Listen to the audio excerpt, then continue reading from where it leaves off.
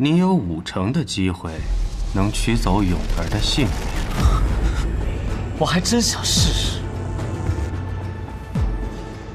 可你也会死。我觉得这样的代价不值得。是啊，还是活着比较重要。唉，虽然我现在真的很生气。你们的那位神医破坏了我们的计划。计划？你们可从来都没有告诉过我什么计划。在我闭关之前，我曾和他们说过，不要妄动，好好开着医馆就行。可为什么医馆开着开着，就引来了杀身之祸？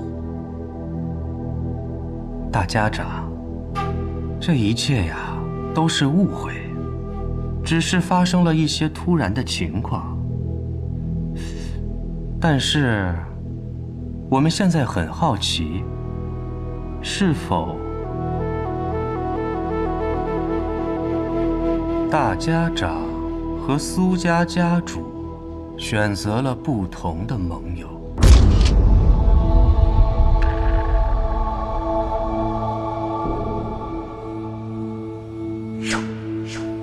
苏沐雨确实不知道我的选择，他到现在还是一心选择琅琊王，但是我不认同这个决定。琅琊王确实能够给到他想要的帮助，但是给不到我的，因为我要当江湖上的第一。从初见到大家长起，我便知道，大家长，你是一个有野心的人。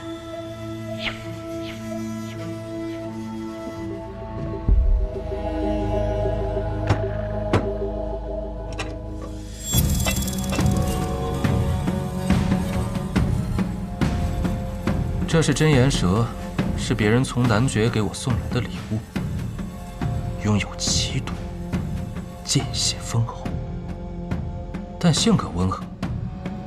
当你在平日里触碰它的时候，它不会有任何的异动。可若在你触碰它时说出谎话，那么即便是再细微的变化，它也会感受得到，转头一口咬向你。大家长，可敢一试？有意思的东西。为何你与苏家主选择不一样？为什么没有选择琅琊王？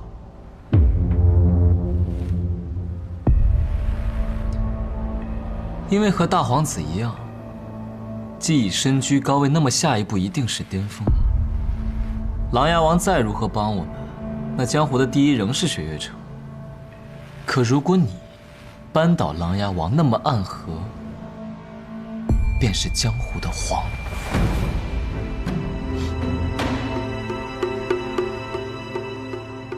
还真是敢说呀！江湖的皇，真是大大的僭越。那么，如果苏沐雨阻挠我们的计划，你会杀了他吗？杀了苏沐雨？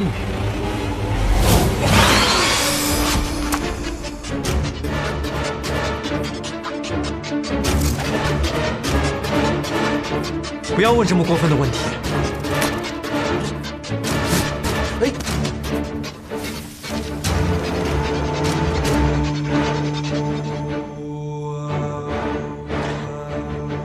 很值钱的。不管大家长愿意杀谁，不愿意杀谁，既然我们有共同的敌人，那么便已经足够了。接下来，我会同大家长你说出我们的计划。希望你们的计划不要让我失望，我的耐心有限。这便要从当今圣上登基时说起。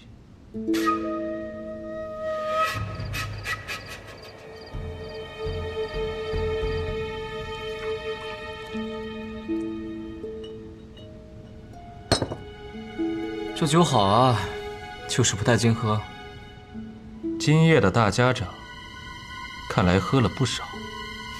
因为今夜我千杯不醉。虽然听起来是有几分无耻的计划，为达目的不择手段，但和我苏昌河很配啊。那么大家长，这座天启城会是你的。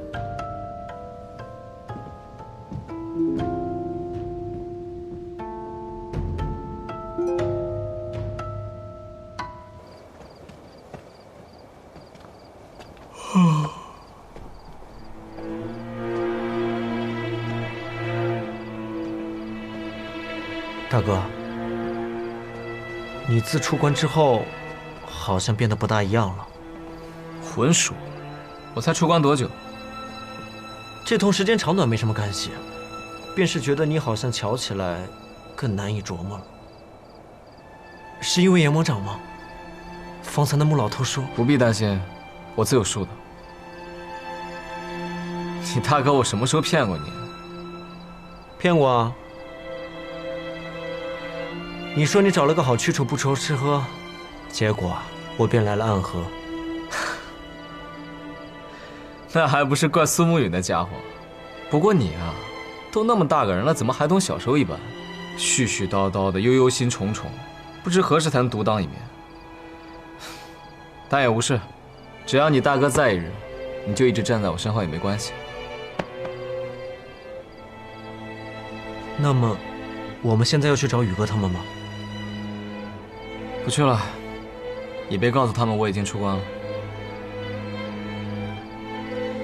今夜我就好好走一走这天启城。大哥，这一切真的不用跟宇哥讲吗？他不会同意的，我自有我的计划。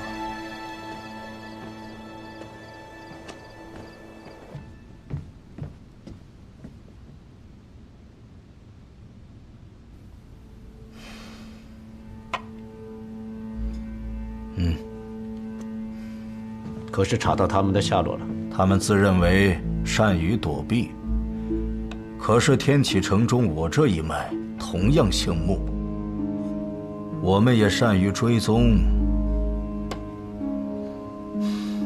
殿下已查到苏沐雨他们的藏身之地。报殿下，典彦将军传来消息，陛下已授予他权限，可全城搜捕将军府刺客，缉拿后可就地斩杀。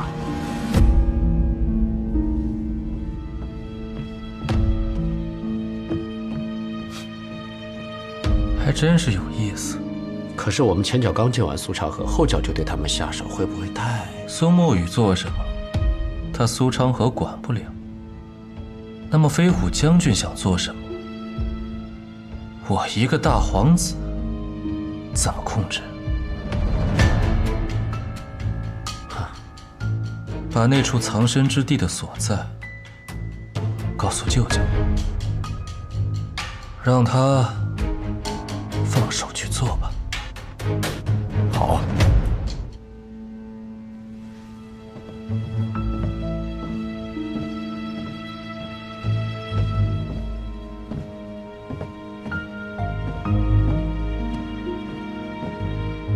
大皇子殿下，殿下，陛下有请。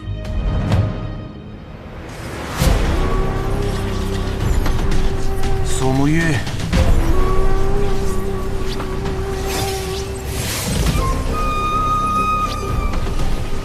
涅槃重生，你将会变得更强。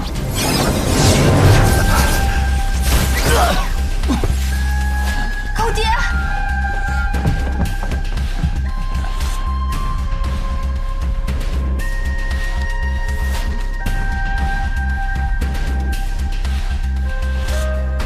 放心，他没得死。狗爹，你还逞强！神医，这书如何了？吴太，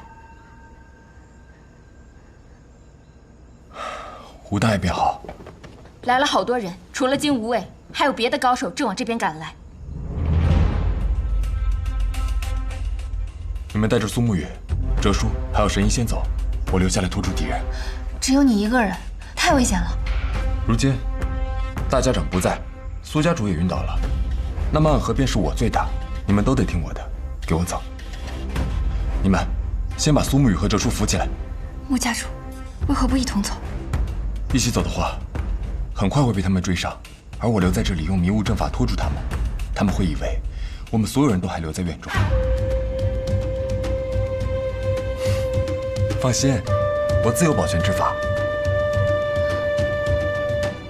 可是，走啊！你们留在这里，所有人都会死啊！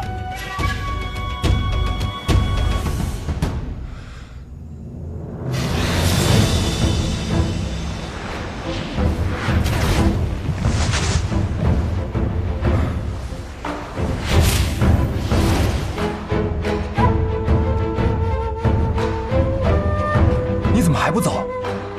因为你说过，你的阵法配上我的用毒，才是天下无双。错了，是我配你，才是天下无双。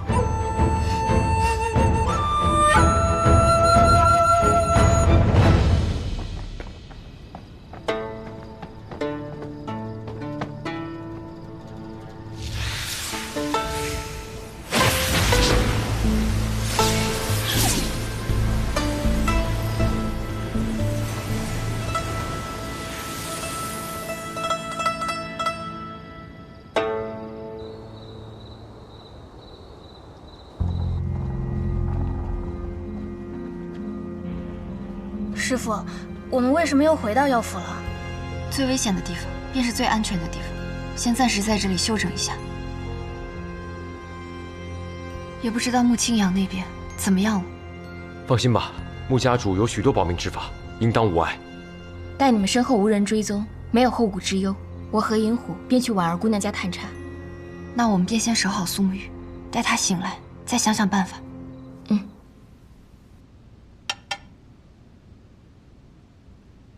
你的棋艺更精进了。上回同父皇侄子对弈，还是在母妃薨逝之前。如今这么多年过去了，有进步是应该的。毕竟，没有人会一直留在原地。人也好，棋也罢，都要往前走。确实啊，咏儿的话比以前多了很多，这奇招也大胆了很多。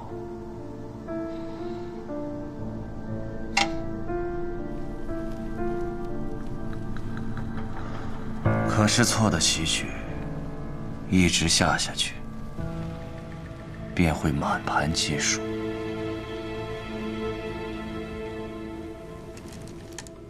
孩儿，儿臣不怕输，怕的是没有落子的机会。父皇平素总与弟弟们对弈，但儿臣今日这一局，却是因为这么多年我努力朝前走，才挣来的。若是我不挣，或许父王早就忘了我这个儿子，也就没有今日这盘棋了。儿臣明白，您也有您的算计，您也在赌。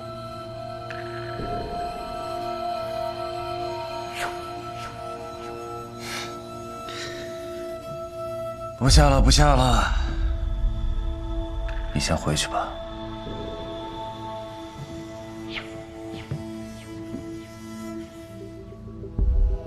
儿臣告退。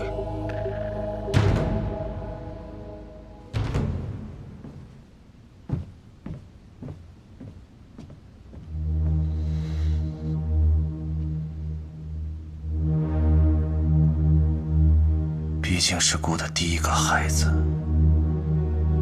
待到尘埃落定，顾，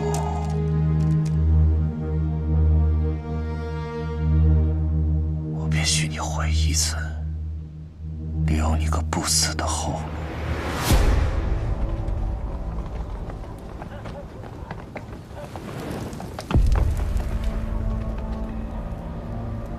是毒阵，和那日在药府之外的一模一样。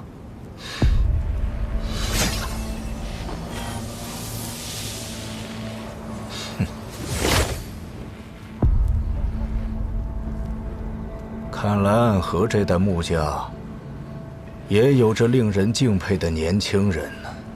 穆叔公，你可有办法破阵？交给我吧。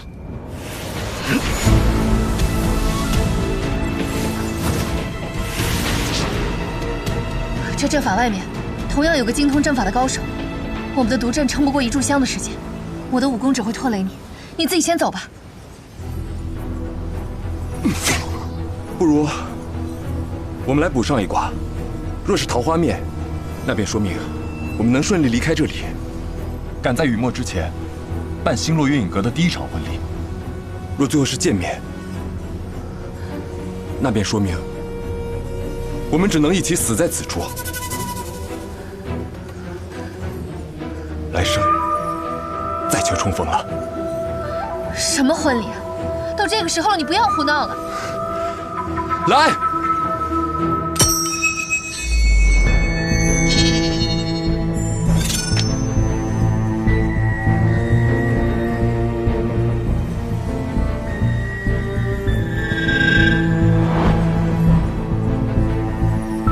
这算什么？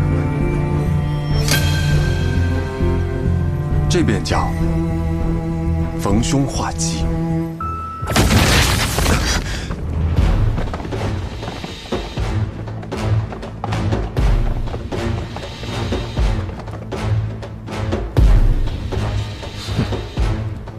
看来你是一枚弃子。弃子吗？可是我的身旁有人。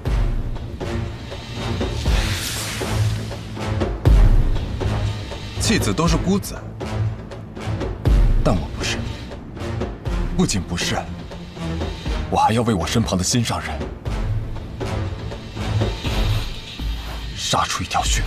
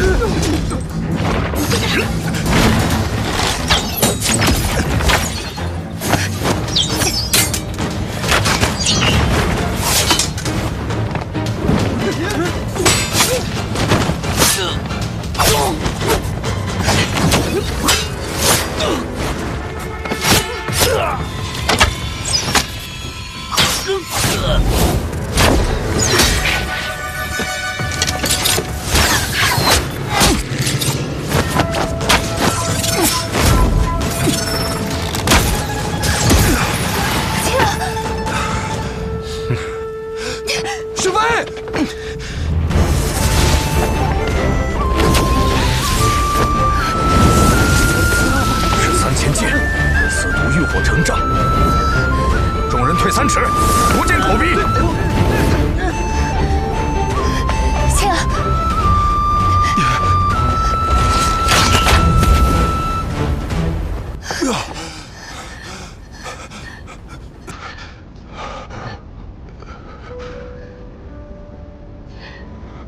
你不许死！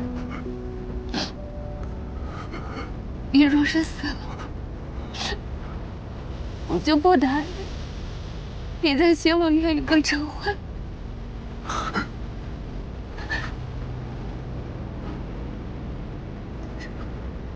如果我不死的话，你别答应我了。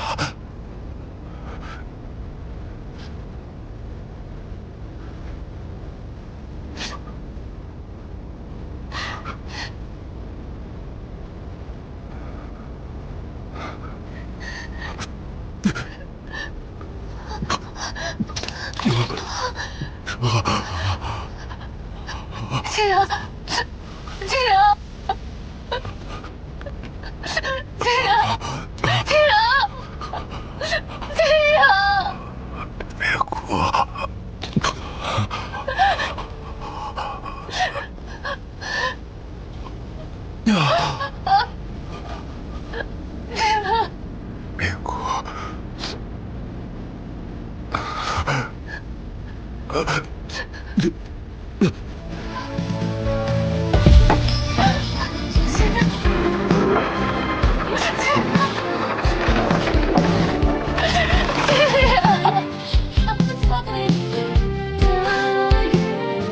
就是想逗你笑笑。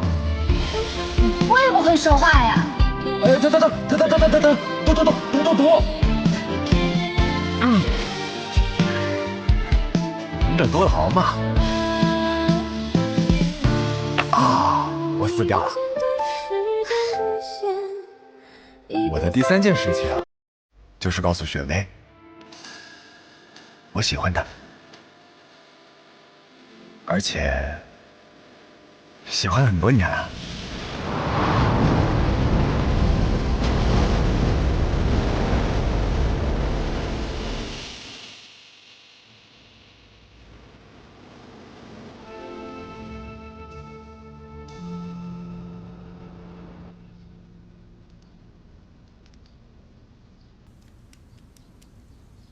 要入冬了。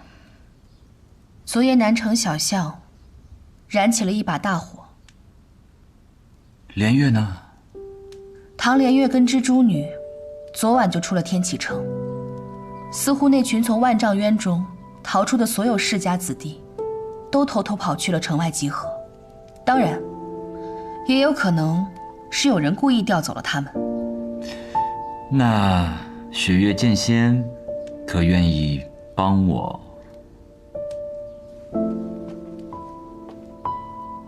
我遵我母亲之意，只负责保护你，其他事情，她让我都不要听你的。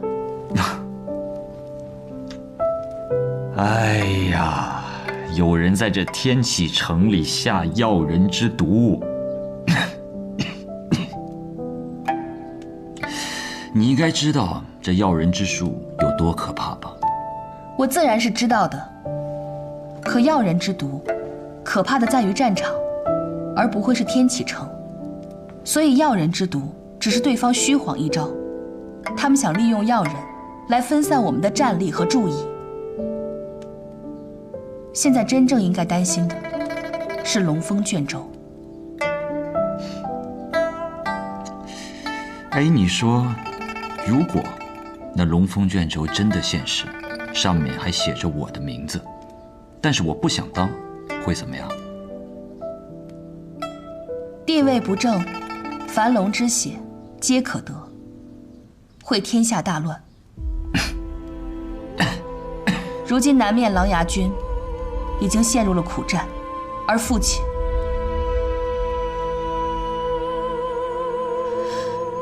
也危在旦夕。天启城的几大守护也全部被调走，你的身体又成了这样。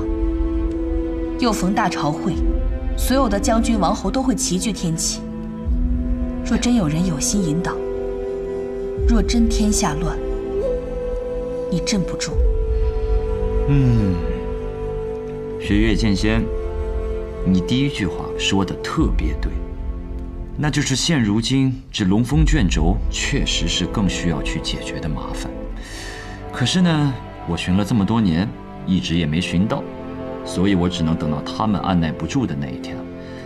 他们想利用大朝会做文章，我只需要抓住机会，在龙峰卷轴问世以前把它截住就好了。所以啊，刚才有一点你说的不对，那就是在天启，无论何时，天下大乱，我萧若风永远镇得住。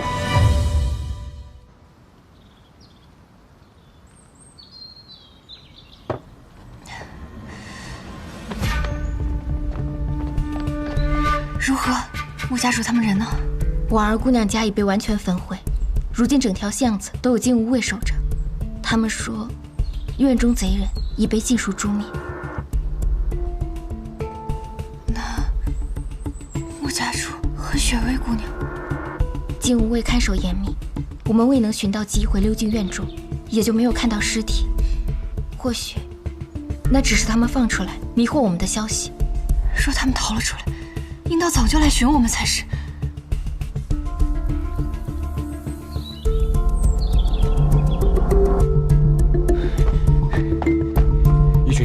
将附近也都围了起来。也是金无畏他们吗？不是，装扮不像。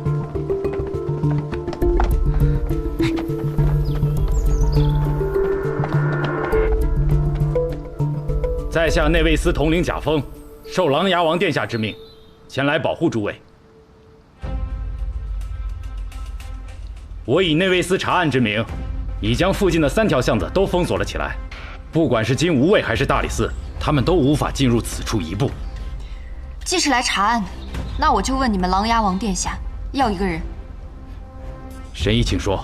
金无畏副统领李仙之子。贾峰明白。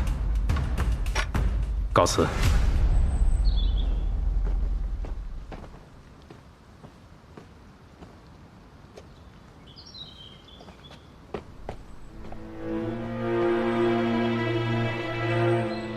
苏沐雨，穆家主和雪薇姑娘他们昨夜留在了那处小院之中。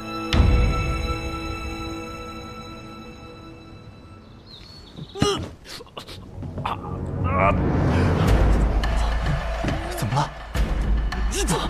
什么？蜘蛛！蜘蛛！寻踪蛛！寻踪蛛！寻踪蛛！上一次在万丈渊被咬的是不是你？是。当时还以为是自己倒霉。快跑！走啊！快走！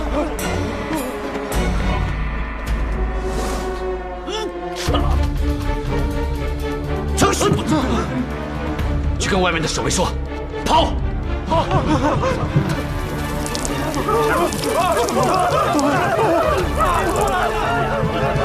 想跑，已经晚了。蜘蛛女，是我。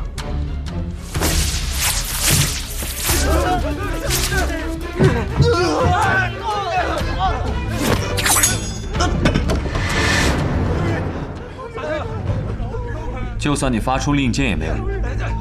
此处山庄中的所有人，已经都被我解决掉了。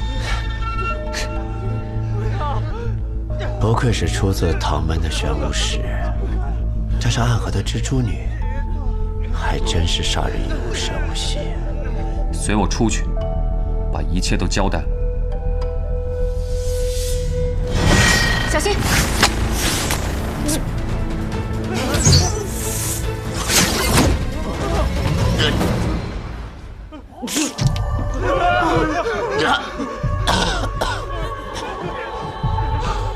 长言一空，皓月千里。诸位，在下先行一步。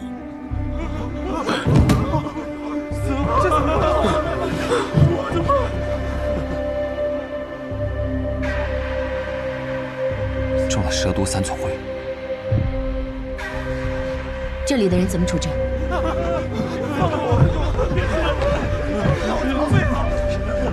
我会传令让内卫司派人将此处封锁。这些人身份太过特殊，暂时不能让他们回到天启城。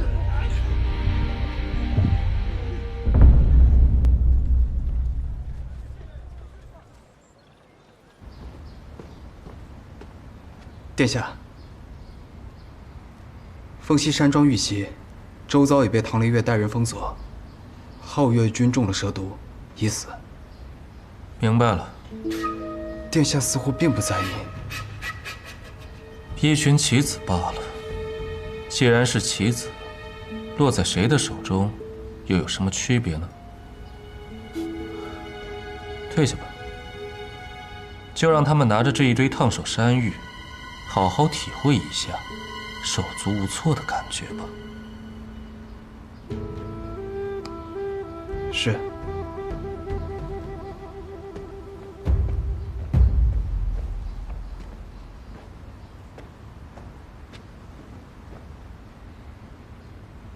大朝会马上就要到了，王侯将军们都在陆续入京，那些支持我们的力量将会齐聚在天启。只要再用上那件东西，这亦是将我们的敌人一网打尽的最佳时机。距离最后拔刀的时候，已经不远了，舅舅。昨夜你从皇宫归来，他可有说什么？说什么都不紧要了，舅舅。他既然没有将我扣留在宫中，便说明他是默许我的动作的。他或许也在期待着我与琅琊王一战。一个不受重视的皇子，一个功高盖主的王爷，怎么算，对他来说，都不是一笔亏损的买卖。我这位父亲呀，生性多疑，多情又无情，天生的帝王之才。永儿，我永远都记得我母妃病死的那一日，凄冷的宫殿，冷漠的眼神和那些虚假的哭泣声。从那一天开始，我便已经在准备这一天的到来了。我要拔剑斩断所有的不公，我要夺回原本该属于我的一切，我要立于神之巅。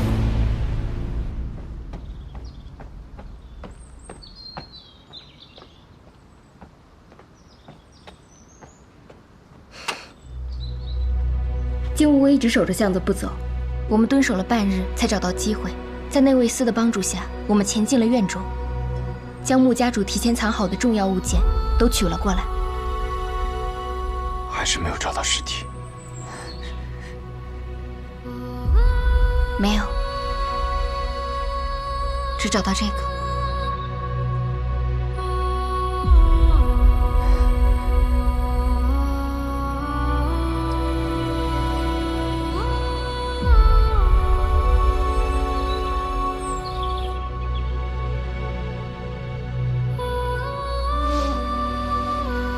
让门外那些内卫司传信给琅琊王，合作之时我会竭尽全力协助他，但除却合作外，万和如今于天启留下血仇，当与天启城报德后再离开。若与琅琊王计划相悖，让他勿要阻拦。领命。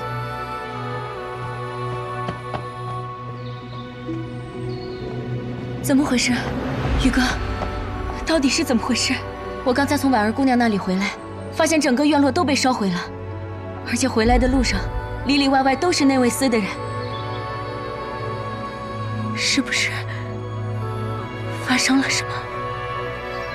昨夜那处据点被发现了，我们遭到了夜袭。当时哲叔刚用神鬼涅槃弓为我疗完伤，我们无力一战，只能暂退。青阳和雪薇留下来殿后，他们没能回来。什么叫没能回来？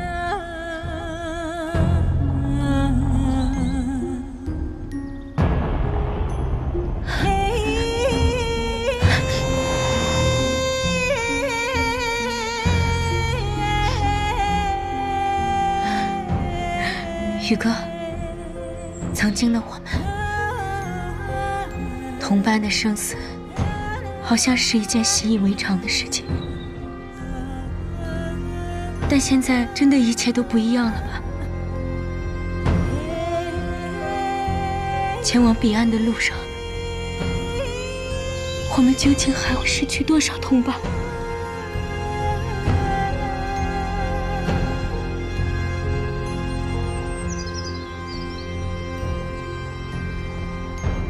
长河呢？他在哪里？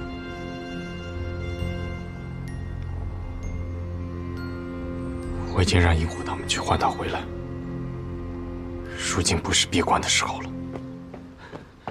宇哥，大家长已经不在密室中了。不在。也就是说，他明明已经攻城出关了，却没有立刻回来找我们。他去哪儿了？宋玉，他有过这种擅自行动，却没有告诉过你的时候吗？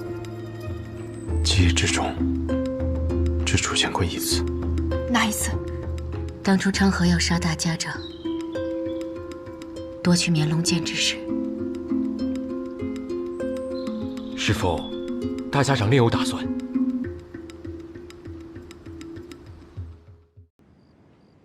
大哥，穆家主和雪薇死了。大哥，我听到了。可如果我们要是在的话，他们就不会死。我们是暗河，是杀手，生死对于我们而言，本就是朝夕之间的事情。所以在大哥心中，我们暗河的子弟，仍然还是所谓的杀手吗？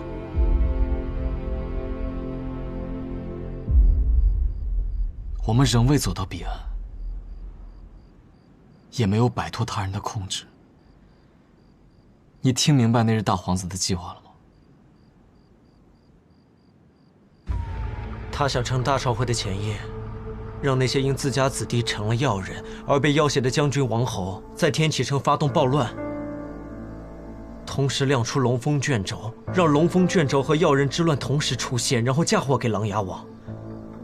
最后自己再出手平乱，杀了琅琊王，以此吞并琅琊王的势力，铺平自己的夺权之路。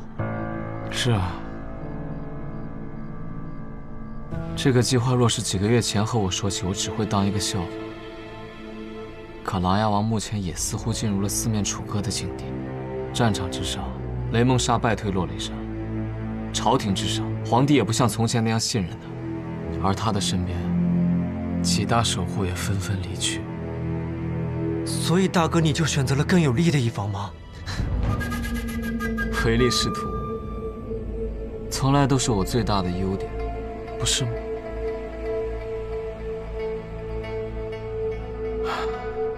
只是这让天下都震颤的琅琊王真的会这么弱？是不是我们暗河也在被他利用？大哥，你的意思是，琅琊王他在示弱？查理，让我一个人待一会儿。你去逛逛这天启城吧，因为我们也要马上就离开了。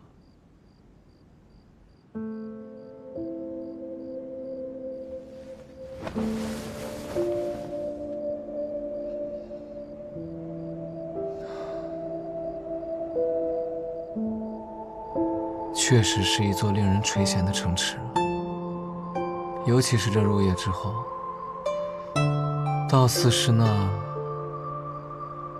天上什么来着？天上白玉京，12楼5城，仙人扶我顶，结发寿长生。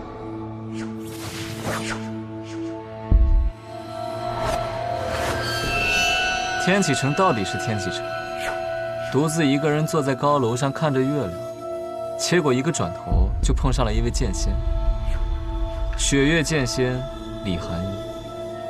你要再敢动一下，我的这把剑恐怕就要见血了。雪月剑仙为何来天启城啊？那大家长又为何来天启城？我们可是为了同一个人而来，琅琊王。大家长锋芒愈盛，几日之后若有机会，再试一试高下。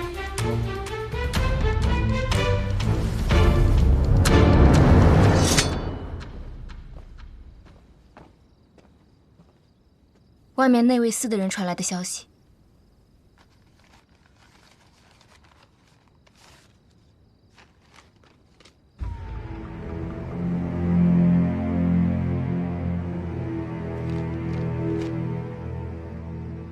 果然，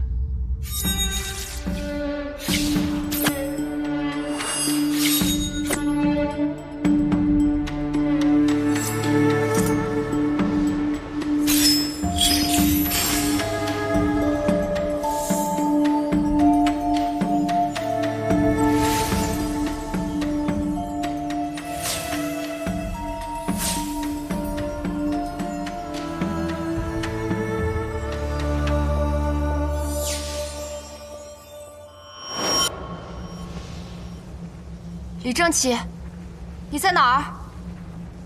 李正启。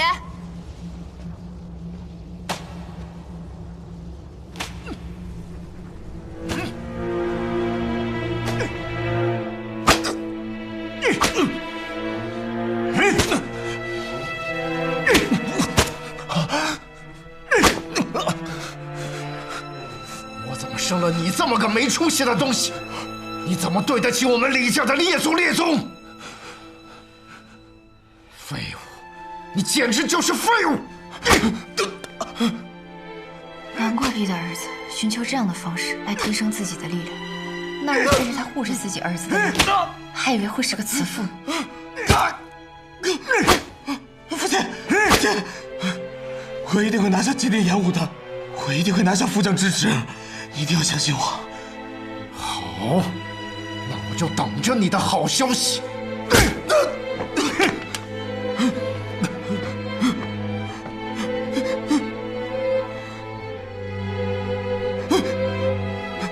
也罢，我来此不是为了窥探你的过往。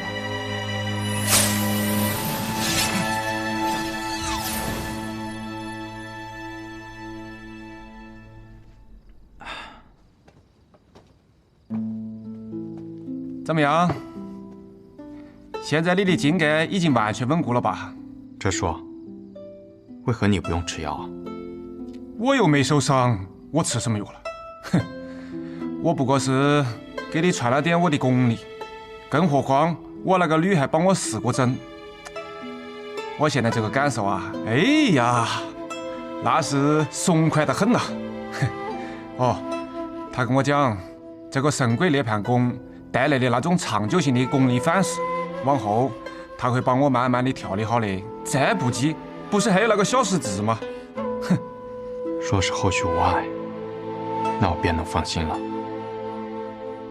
哎呀，这都是以后的事情啦。他跟我讲了，等这个天启城的事情了了以后，他就要带我回药王谷。他讲啊，那可有几间茅草屋，还有一些牛羊。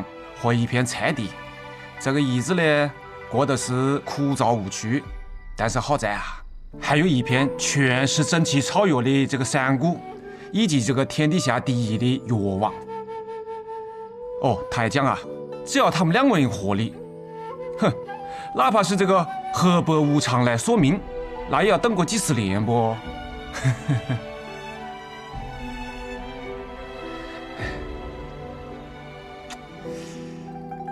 你觉得啷子啊？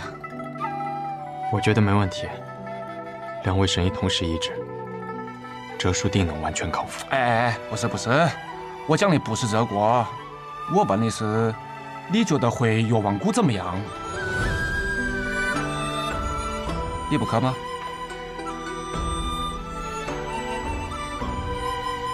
好。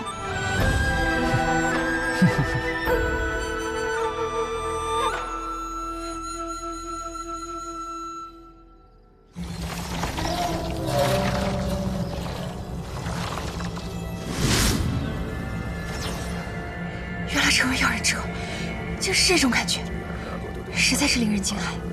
今日就先到这儿了。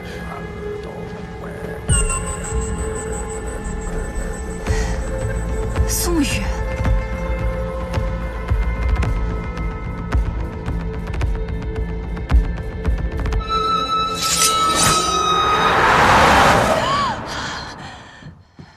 师父，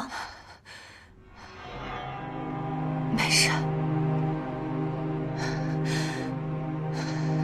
李正启没有见过苏沐雨，所以方才那不是他的心魔，是我的心魔。龙凤现，天地变，风云起，狼牙定。龙凤现，天地变，风云起，狼牙定。龙凤现，天地变。把嘴给我闭上，都不许唱了，散了吧。 真是没完没了了！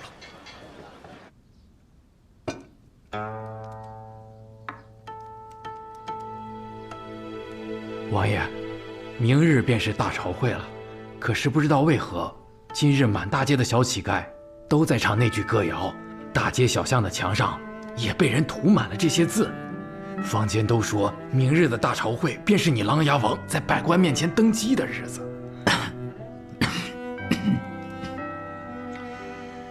那还真是很合适啊！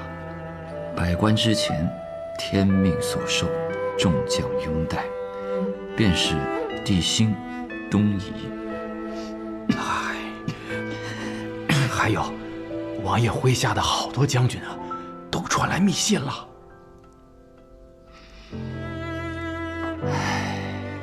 说了什么？嗨，那是他们给王爷的密信，我怎么敢看？都在王爷书房里放着呢，我去拿过来。不必了，一会儿啊，把这个火盆拿过去，一把火都烧了吧，一个字也不要留下啊。是。可让他们去拿那个东西，放心，苏沐雨既然答应了，他必定会全力以赴。这一次，是我连累苏沐雨他们了，所以他们要做的事，我们要做的事，都一定要做到。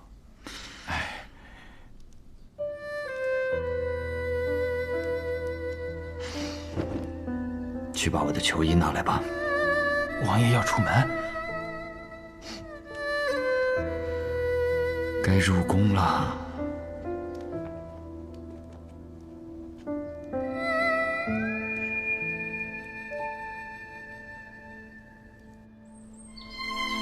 这一次，婉儿姑娘好心帮我们却害得她家都被烧了，真是有些过意不去。师父，宇哥就猜到你会这么说，所以趁你配药的时候，特地交代我了，说暗合之后会陪婉儿姑娘一个大寨子。反正嘛，那黄泉当铺里有的是钱。师父，这已经是最后一步了吧？这次药成，那药人之毒就可以解了。自然。师父，为什么要分2壶药啊？我看这里面药材都不一样。你那边那么浓，而我这边清澈的就像是泉水，我还以为我就是在烧水呢。这一壶是治疗药人之毒，而那一壶我自有用处。原来如此。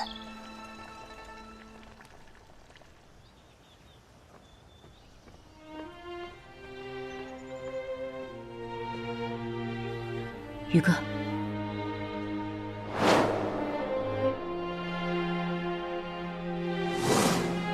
就在今夜，长河如今还是没有消息。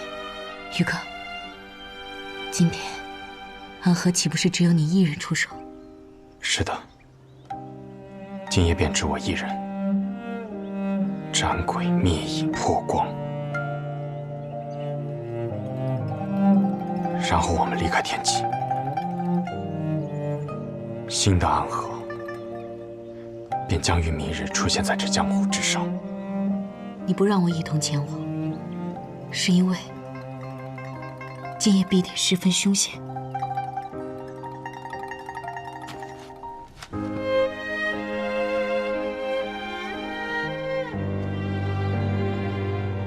是，今夜之事会很凶险，生死只在一瞬之间。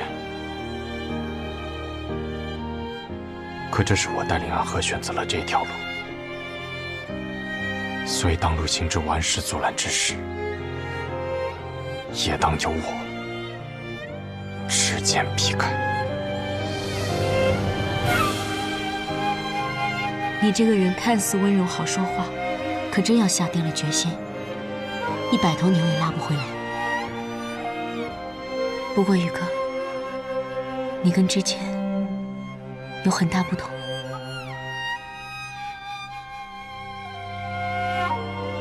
一定要小心，我等你回来。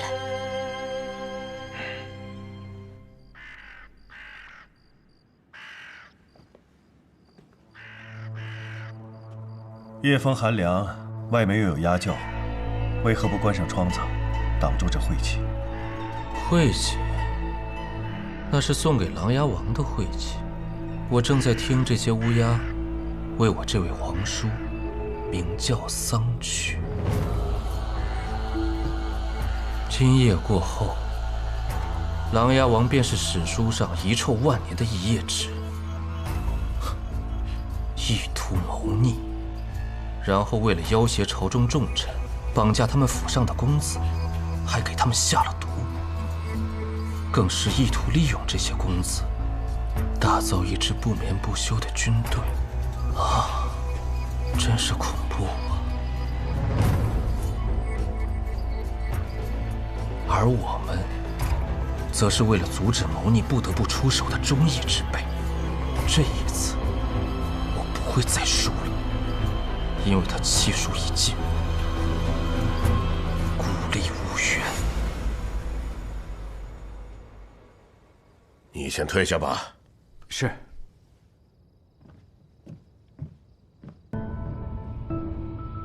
白日里，和我们一起为大皇子办事的皓月君死了，是任务失败后死于蛇毒，用来灭口。所以你这孙儿是误伤其类，兔死狐悲了。哎呀，母兄，慎言。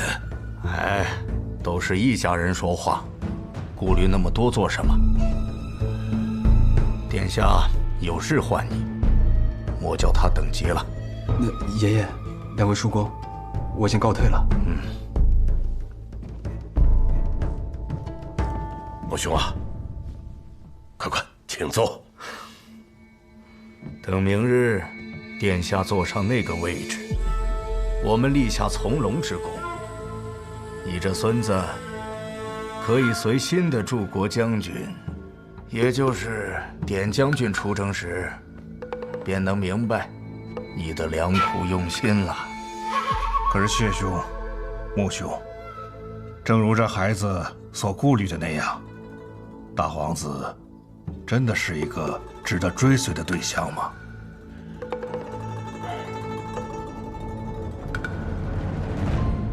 为何不是？大皇子乃天皇贵胄，皇室正统，正乃光明所在。还有比他更好的选择吗？唉，更何况箭在弦上，不得不发。我们已经没有退路了。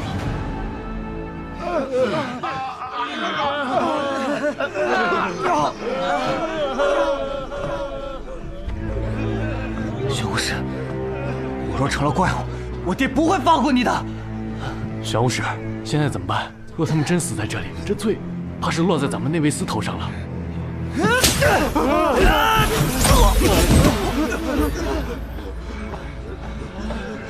解药到了，多谢。解药到了，给我解药。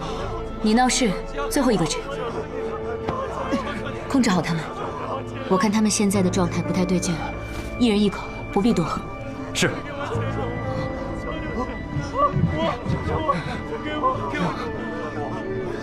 多亏雨墨姑娘及时到了。我只是个送药的，要谢，应该感谢白神医。小神医，药好了，已经好了。这是我千辛万苦才熬制出来的。雨墨大美人，你可一定要护好。放心，这药该如何服用？一人只需服下1口，药到病除。多谢。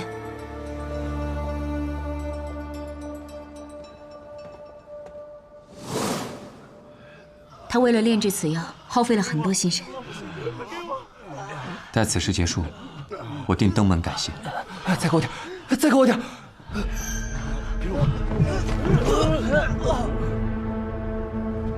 怎么会这样？这解药有问题吗？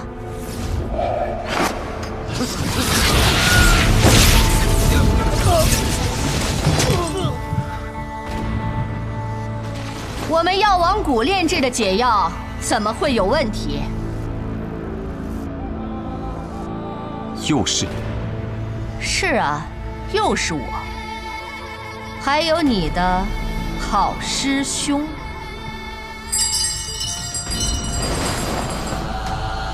师兄，小师叔虽然已经解了这些人身上的毒，可只有将毒主的毒也解了，或者是彻底杀死的时候，才算是真正的结束。小师叔没有看过那本书，所以他不知道这件事。现在我们知道了，而你也该去死了。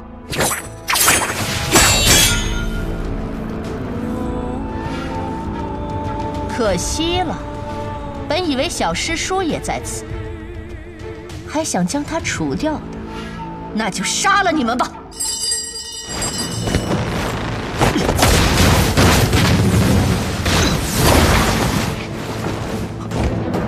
你认得他是你的师兄，可他却早已不认得你为何人。这样的厮杀，可真是令人感到兴奋。闭嘴！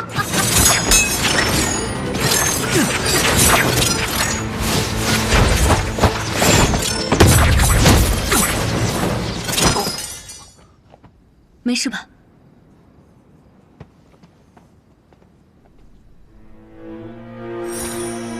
为何不用你那3道暗器？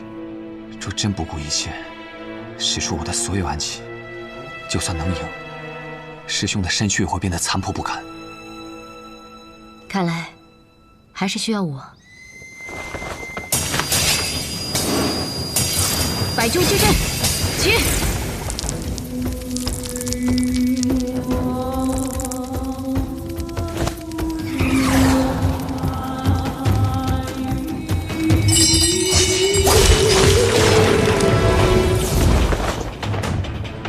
蜘蛛女，你以为凭借你的区区100只蜘蛛就能杀死一名金身要人吗？如果这些蜘蛛都服下了这个呢？解药溶于血液，那他的药人之毒是不是就可以解了？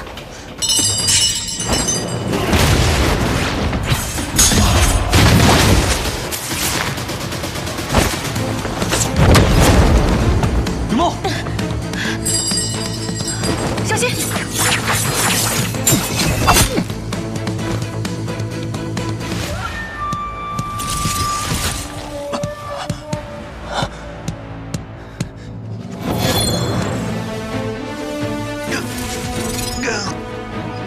好疼！这是师兄遇到我之后第一次开口说话，那解药果然开始走向。哎，别过去！他之前融了雪薇身上的毒，后来又在鹤羽药庄把所有的毒气都吸走，现在身上5毒俱全。你疯了！大师兄体内的毒基本已经解了，只需要用真气将其余的毒逼出，便能无恙。可他身上其他的毒还没有解。无妨，我是唐绵月，这点毒奈何不了我。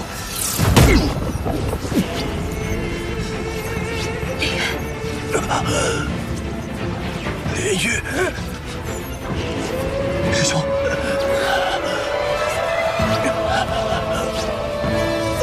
连月，杀了我！我都不藏留佛，已经无药可救。杀了我吧！想死没这么容易。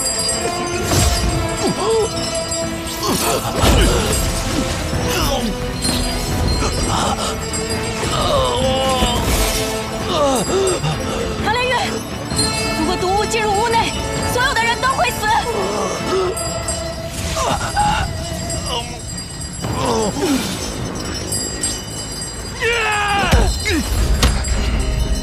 师兄，杀了我！杀了我！连月，记住我跟你说过的话，当有人拿我的性命要挟你时，别管，向前冲！啊！听见了吗？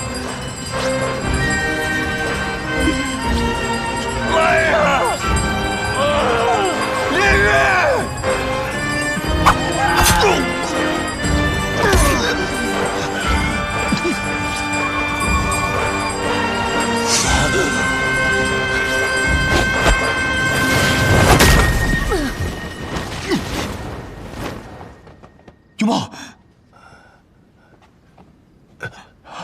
真是对不起啊，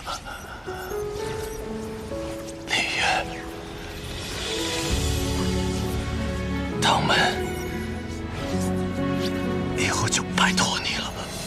用一双眼看世间的绝，一缕风将生为民吹灭。请你当下我这场的女子，你要好好珍惜她。大师兄。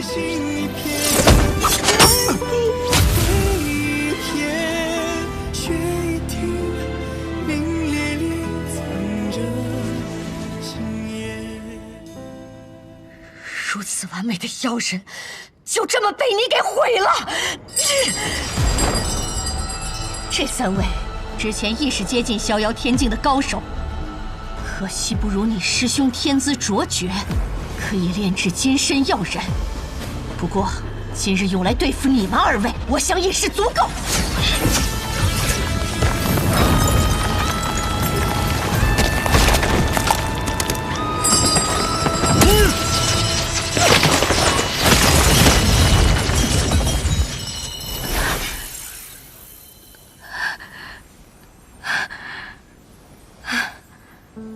云梦，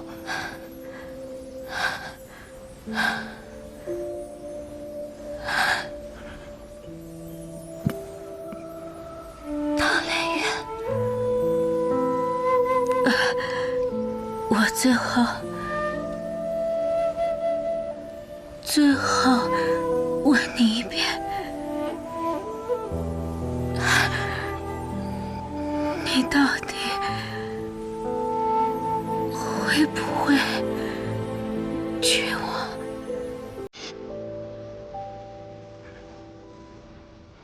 会的。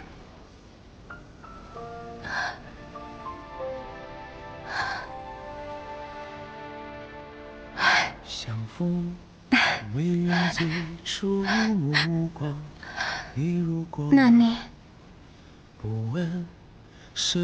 能不能到我们星落月影阁那里还没举办过婚礼？好。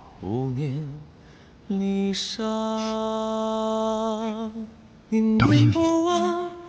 你遥遥相望时，谁的年少？这山河无恙，一别来无恙，像醉树一样。我怎么来呢？能不能阵仗大一点？这样我也会很有面子。毕竟之前都是我在追赶你，在宇哥他们面前也有些丢人呢。岁月如常，为你留在心里半生安和汹涌，愿望。青云阵地，我会踏着红色的凤凰而去。目光念不忘，傻瓜，这世上哪会真的有凤凰啊？你别来无恙，像醉树一样。当雨雪守着信仰换世间晴朗，不念离去的悲伤。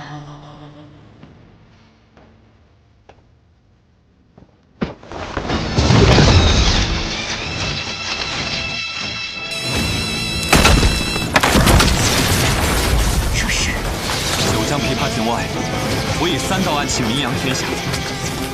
第1道为千鸟精鸣，第2道为天雷无妄，而第3道正是千鸟精鸣和天雷无妄同时使出，火凤蓝银。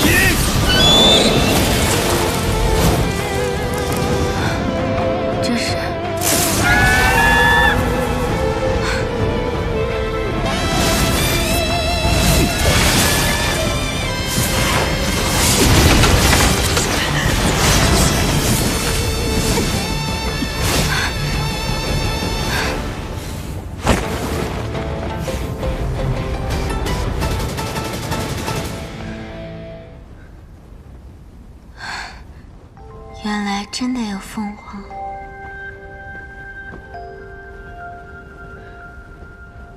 我带你走。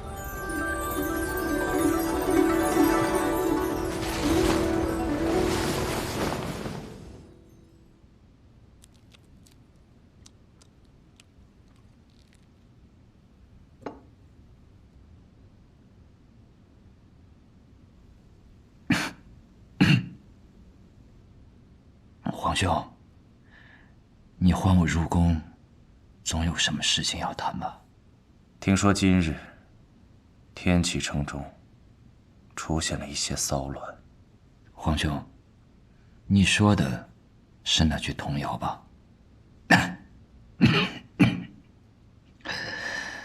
难道皇兄也以为我会在明日大朝会之时造反吗？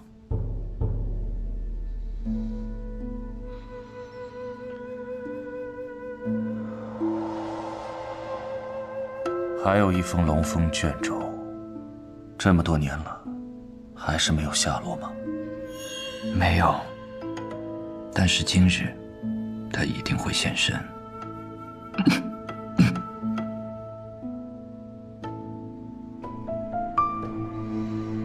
若风，我永远相信你。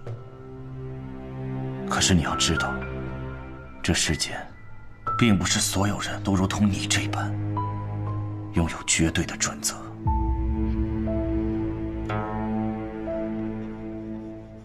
今夜，若风一定会替皇兄拿到那封卷轴，明日大朝会一定会安然无恙。有你这句话，皇兄便放心了。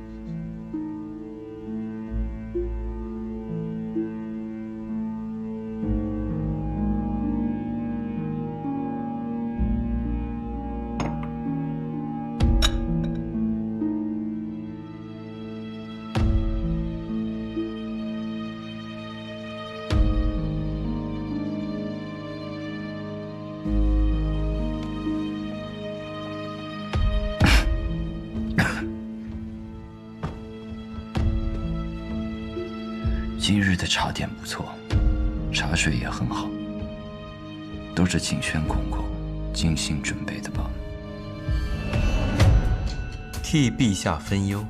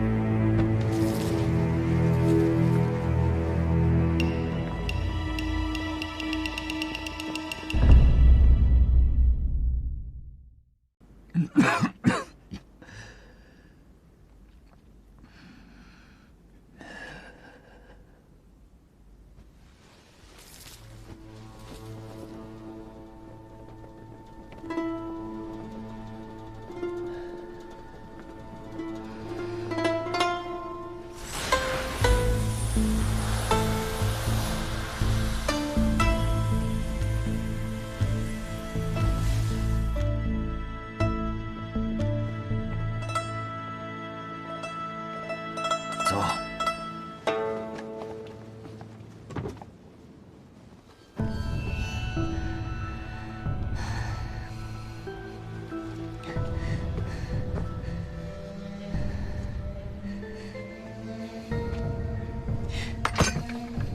绿儿，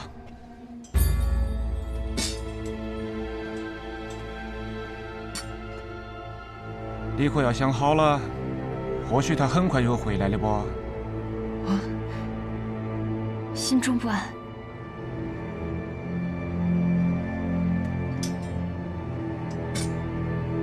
好，那狗爹便帮你开刀。爹，可是你的身体……也罢，既然我会不顾一切，那么你自然也会不顾一切。我们走。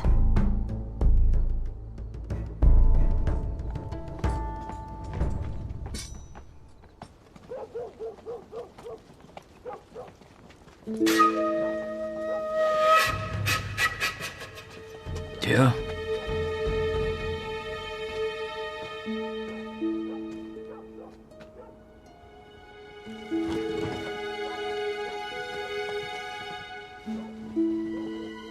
进来说话吧。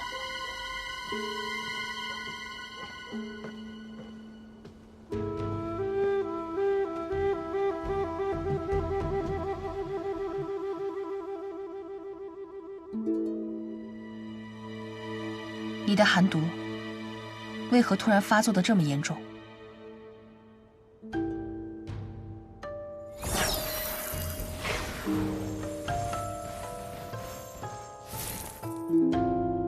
你是在里面吃了不该吃的东西。天水寒茶、冰月三样，都是些寻常之物。对别人是寻常之物，对你可不是。为何一定要吃？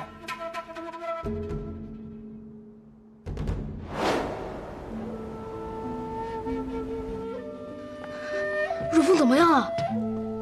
哥哥，我好冷，我是不是要死了？死了就可以见到娘了。别说胡话。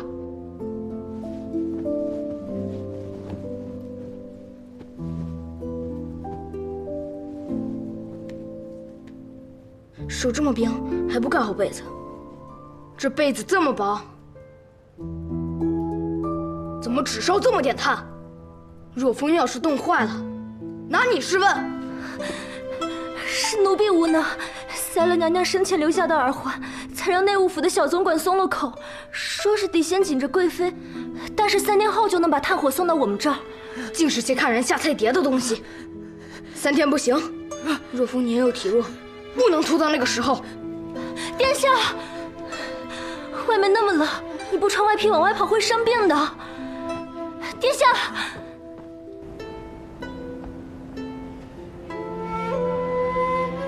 要的就是这样。我和弟弟再不受宠，也是皇子。我要让所有人都看到他们内务府是如何苛待我们的，看他们怎么在父皇那里交代。明日就是大朝会了，你觉得那些糕点是你皇兄特地为你备上的？这个答案很重要吗？我觉得是骁勇他们备下的，但你的皇兄一定知道，他只是装作什么都看不到。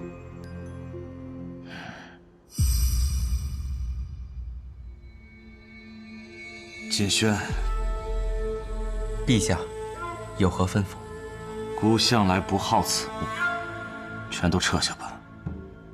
还有，告诉永儿，今后不必再送了。是。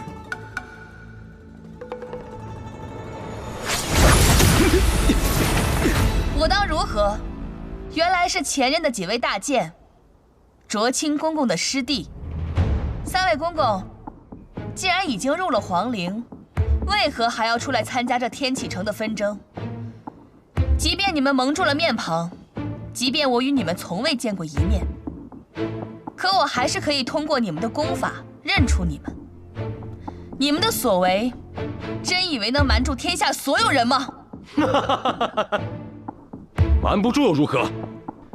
史书是由胜利者撰写的，即便你是雪月剑仙，但你还是太过年轻。以你的能耐，能胜过我们3人吗？我李寒衣出剑，从不看把握。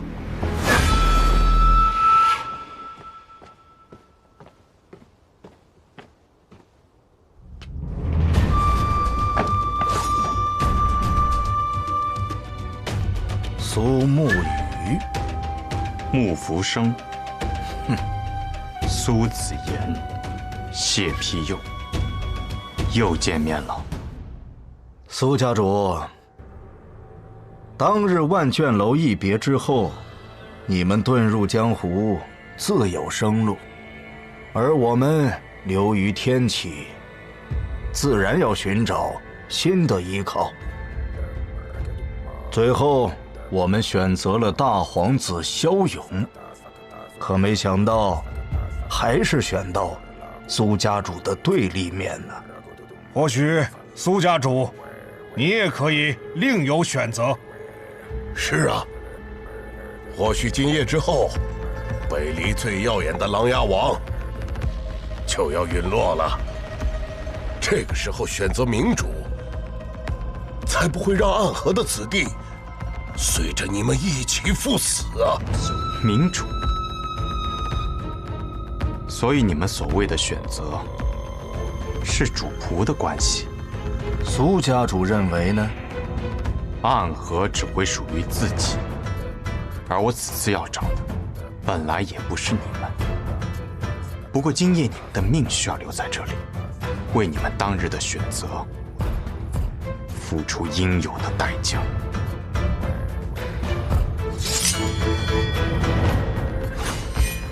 你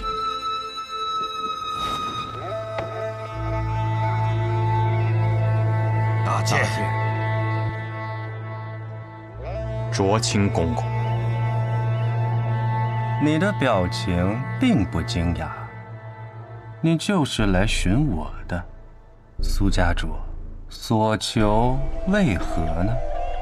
你从皇陵中出来，琅琊王猜测你身上带着龙凤卷轴，而我今夜来此，便是为了留下那龙凤卷轴。哼，这便是你和琅琊王的交易吗？暗河的杀手为天下的大英雄琅琊王争夺一份前朝留下的传位诏书，这件事情听起来还真是让人觉得有几分可笑呢，像是只有那些站在光明中的人才会做的事儿。我今日做这样的事，便是为了让以后的暗河在做同样的事的时候，不再显得可笑。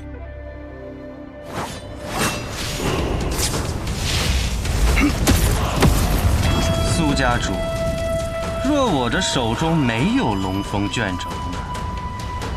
那也无妨，因为今日除了龙凤卷轴外，你有一样东西和他们一样，也必须要留下。什么东西？你的命。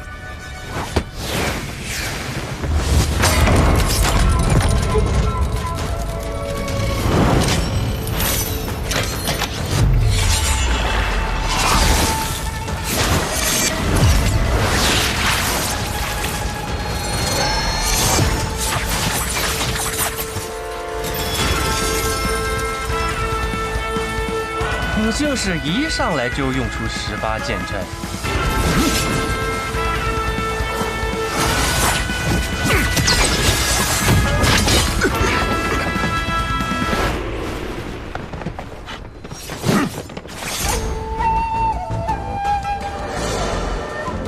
你们，桃儿，本来只有我们2个人来的，可他们知道消息也偷偷出发了，来的不早不晚，正是时候。这次未听军令，头儿可不要怪我们。好，放心一战，这里一切有我们。对，有我们。就凭你们，好！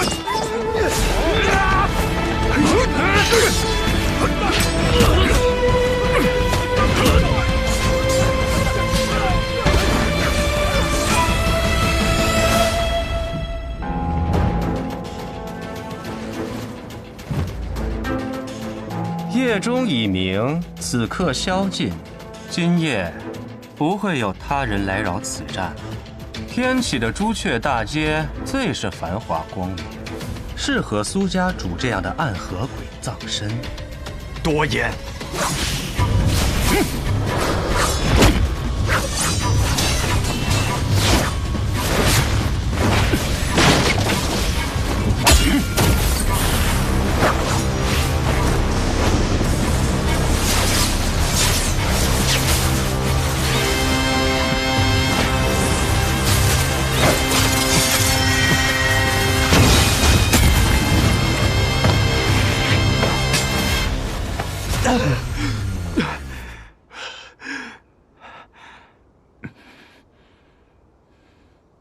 真是漂亮的一剑啊！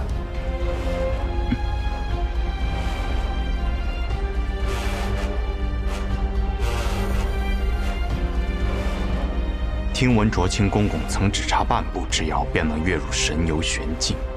是。然后被李先生从头顶打了一掌，便跌入了大逍遥之境。但即便如此，天启城中我仍是第一，只有国师齐天辰有资格和我一战。可他为了明日的大朝会，已经去了城外的乐歌台。我父亲曾和我说过一句话，既是吴建城城主的话，那我愿意在你死前一听。只有胜过比自己更强的对手，这场战斗才有意义。就算死，亦有意义。当有意义。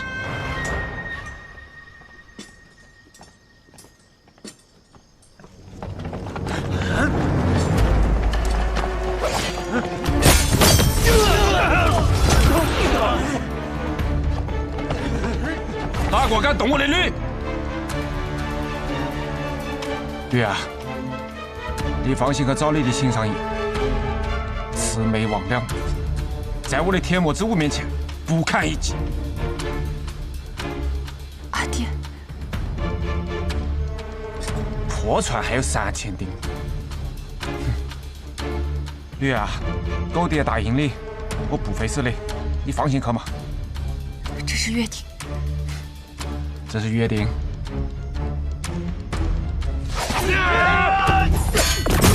驴，快走！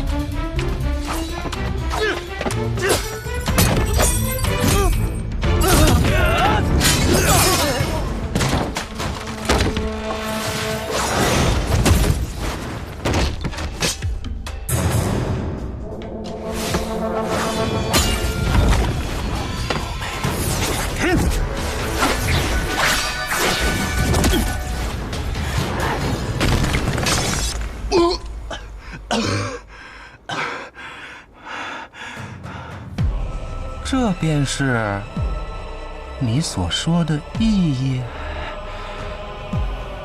是。蚍蜉撼树，不自量力。你想要杀我，实力还不足够。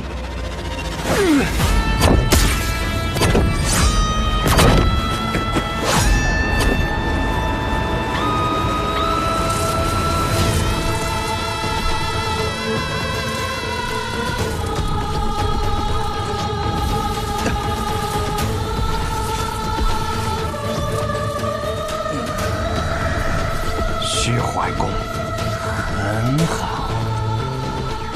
苏沐雨，你很好，你的剑气更是好。你想吸走我的剑气，助自己再次破境。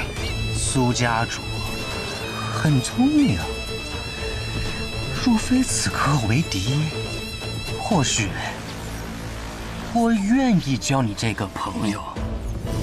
我和大剑必然不会成为朋友。于黑暗之中苟活的杀手，倒有与之不配的骄傲。我们身处黑暗，却心向光明。而你们立于光明之下，却陷入自己内心的阴影之中。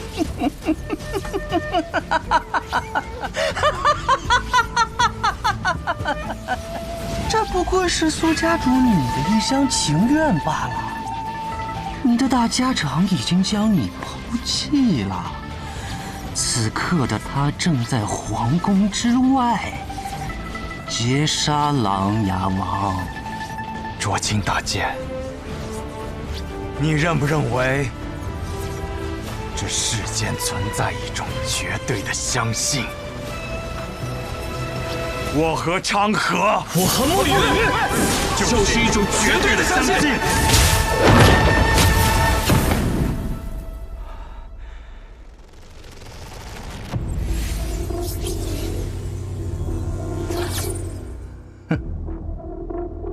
大家长，是我，暗河的大家长，你卓青的送葬师。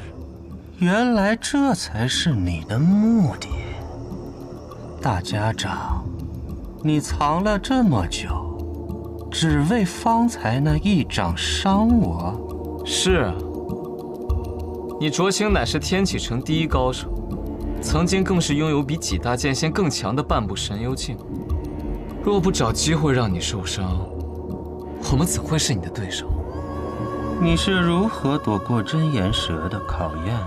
哼，那日我与你说的并没有错。我和沐雨的选择不一样，他想要和琅琊王结盟，带领暗河走向光明，而我从见你的第一面起就有了新的想法。如果我没有猜错，你的虚怀宫、叶鼎之的虚念宫，还有我们暗河的研魔掌，根本就是出自同一本秘籍。我们的功力是相通的，而如果我能吸走你体内虚怀宫的功力，那我便将天下无敌。狂妄！哼，狂妄吗？我明明感觉我方才的那一掌已经成功了。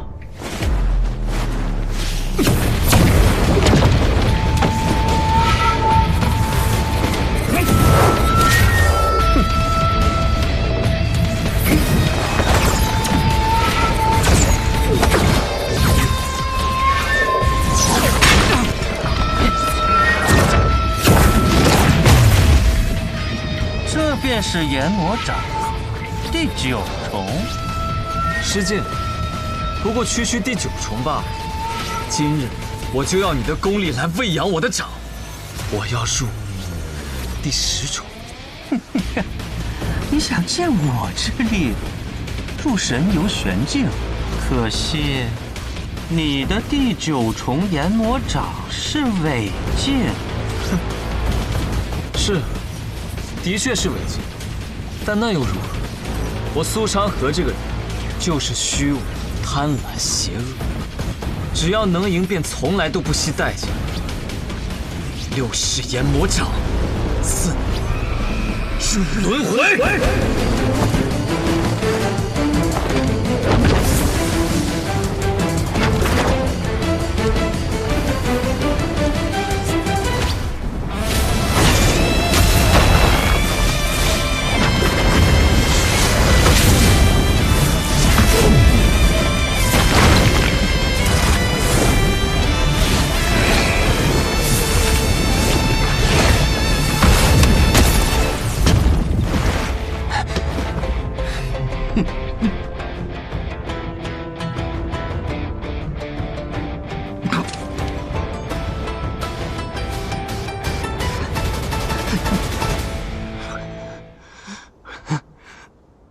你这掌中还有毒？是黄泉当铺中那条绵蛇王的毒，我特地为你取来的。卓青，从我见到你的第一天开始，我就已经开始计划这一刻了。我忍了这么久，配合你们演了这么久的戏，我就是为了在这里杀了你。为了杀我？当然。距离我们第一次相逢，已经过去20多年了。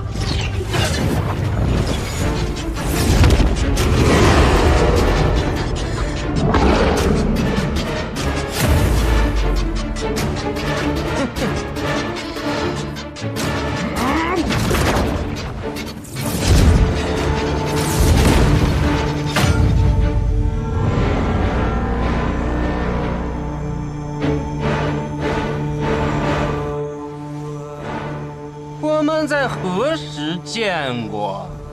苗疆，你是？我出生于圣火村。当年你奉旨前往苗疆，是为了得到我们那里的圣物火龙之。我们不愿意给，你便屠了我们整个村子。那日在万卷楼中，我不愿意看到我的秘密。是因为我一直都知道我的敌人是谁，死吧！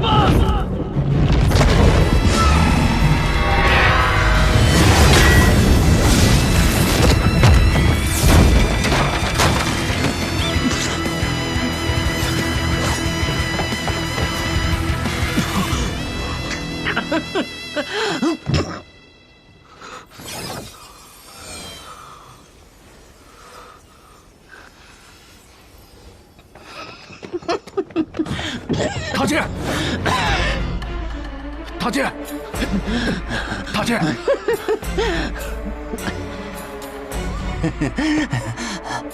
杀了他们。好。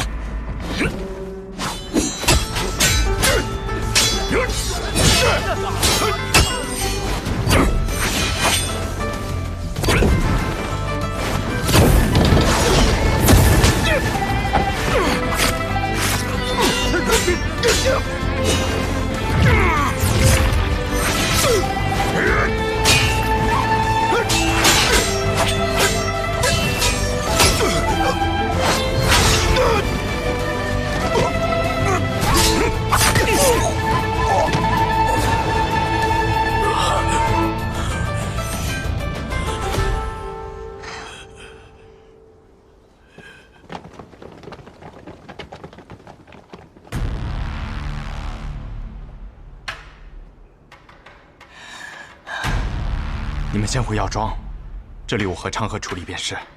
是。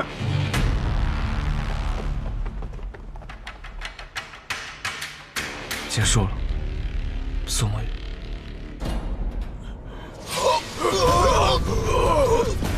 老金，你在做什么？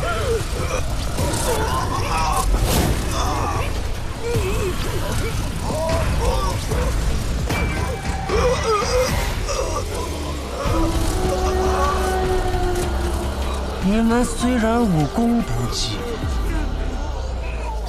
但毕竟每个人都深藏几10年的内力，反正免不了一死，便将身上的内力都给我，让我重回那半步山崖。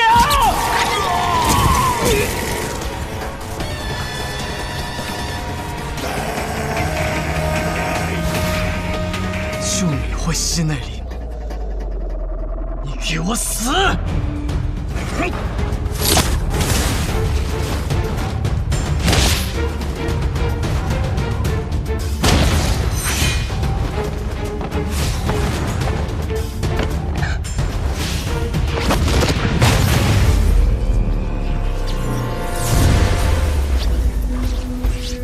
我修习虚怀功的时间久矣。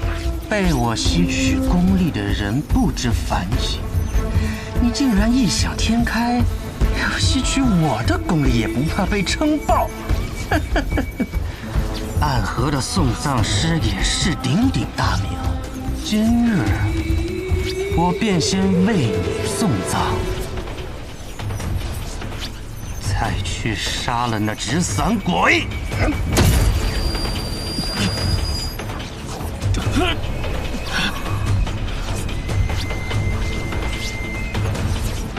苏沐雨，你先走，我拦住他。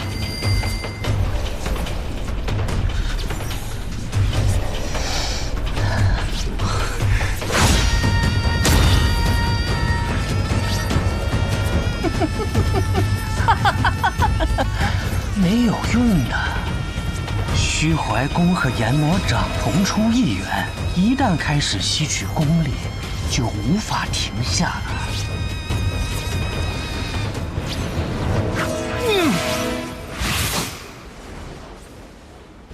苏梦雨，你不要乱来，快走！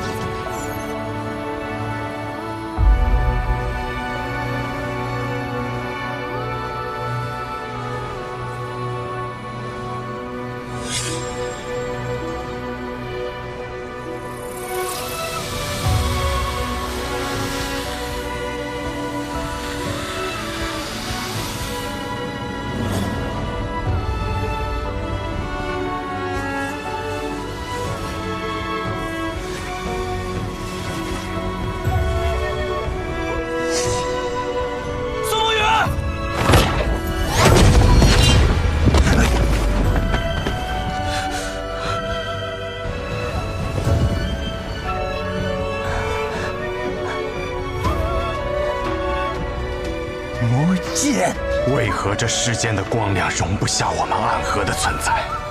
没有谁生来便是刺客，我们应当有再一次选择的机会。可为何你们一次次的阻拦我们？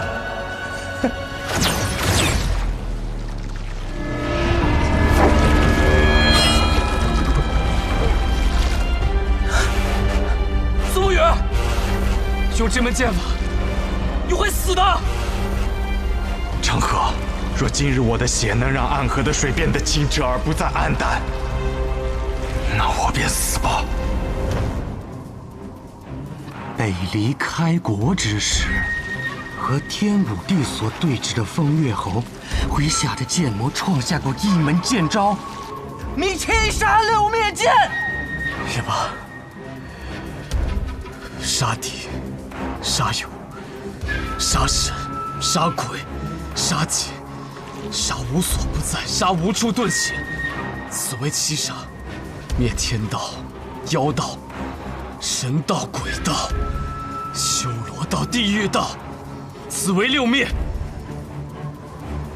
卓心公公，选择一处属于自己的归途吧。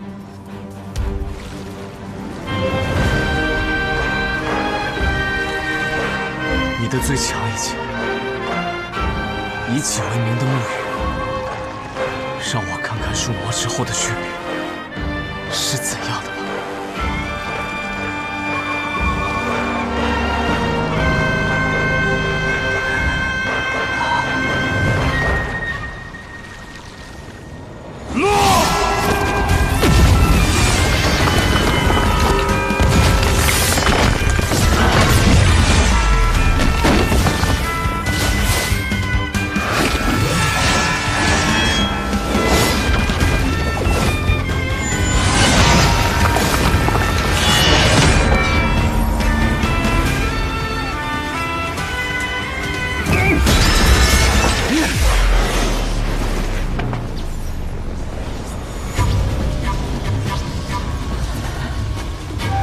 这一招我拦下了。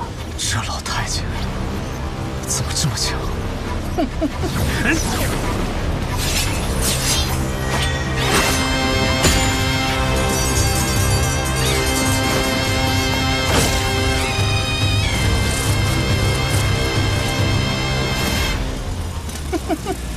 死吧！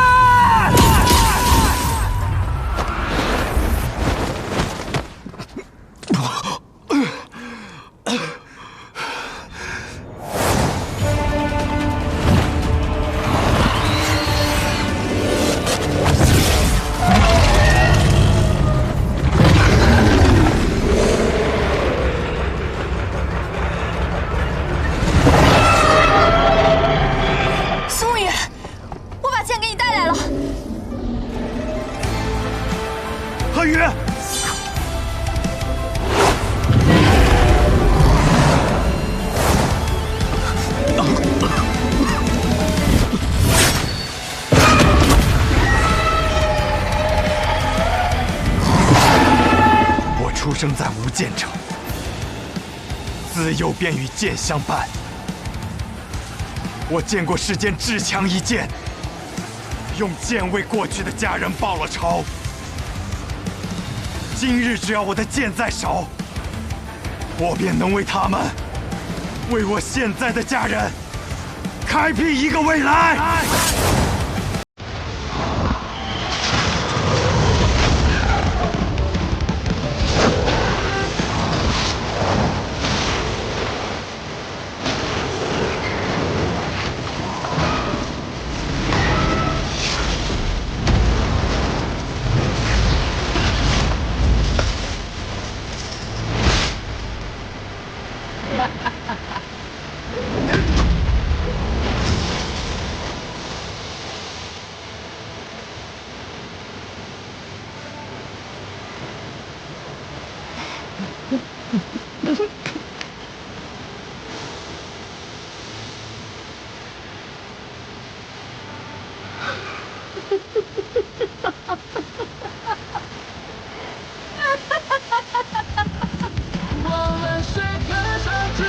你即将入网，即便杀光我，也逃不过一死。你身前无敌，可我身后有人。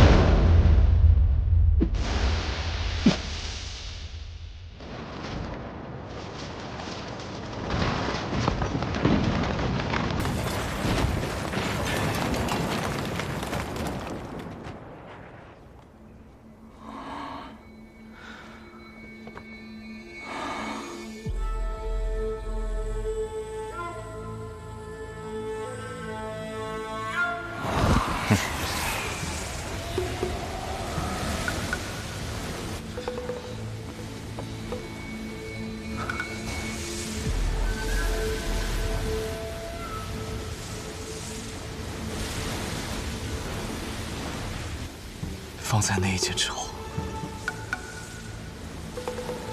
沐雨已经彻底入魔。苏沐雨，沈小姐，苏沐雨，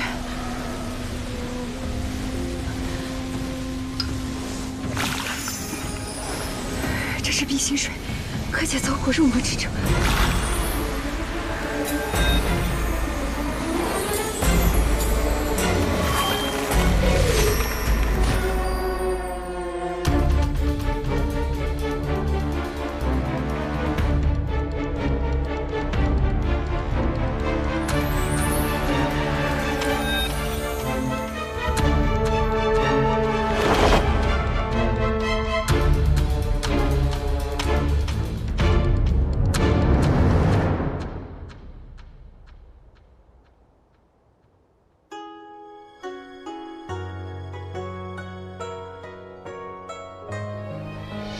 凌轩道，哪有路可挑？奈何有挥剑出鞘。剑上暮雨潇潇，伞下潭中月照路迢迢。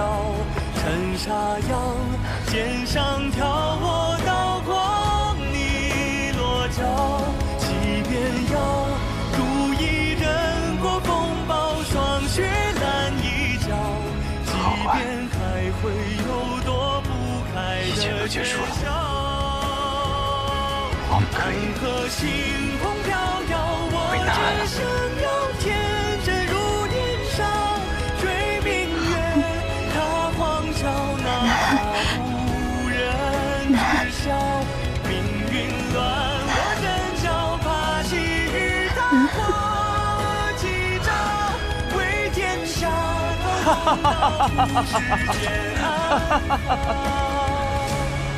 苏沐雨，我讲错了，你跟我一样，都是这个世上最好的男人。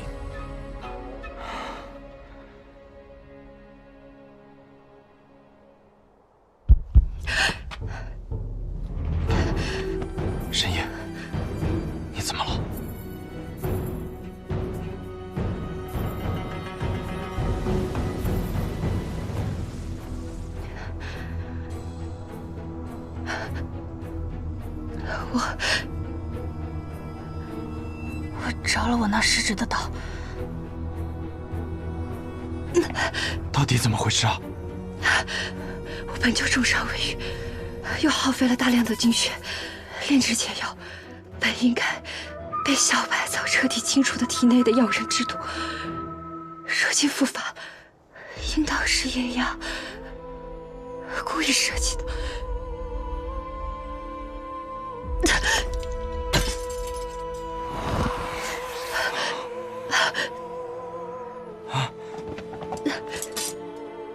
绿儿，不是有改药引之毒的药吗？以我之心炼制的药，如何解我的毒呢？宋玉，我在。杀了我，宋玉，杀了我！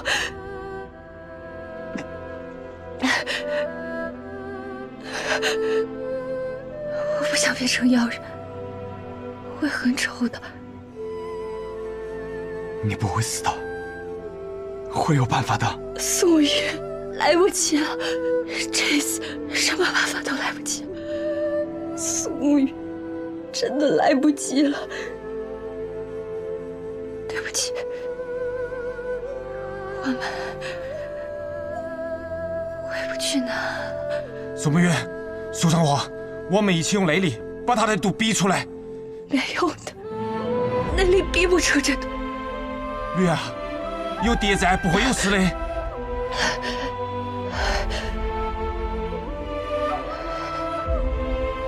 神音，天启城中也有神音，图瓦和我说过，我知道在哪里，我带他去。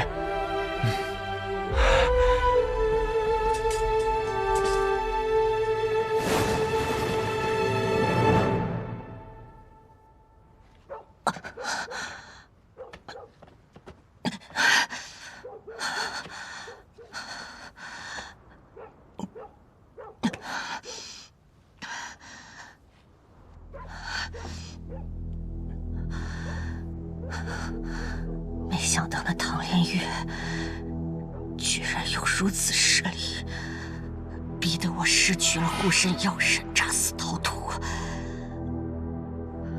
天启四守护还是小瞧了他。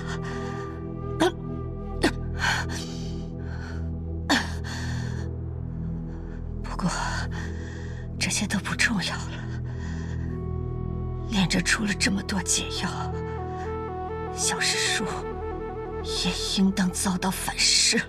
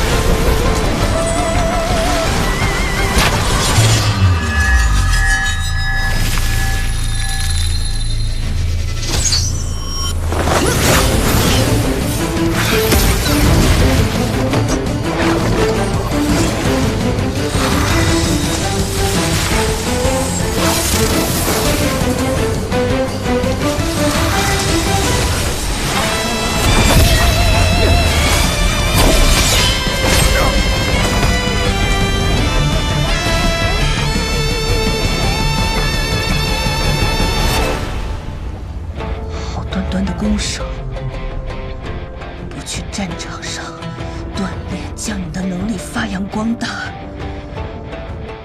偏做暗杀这种小人行径，死了活该。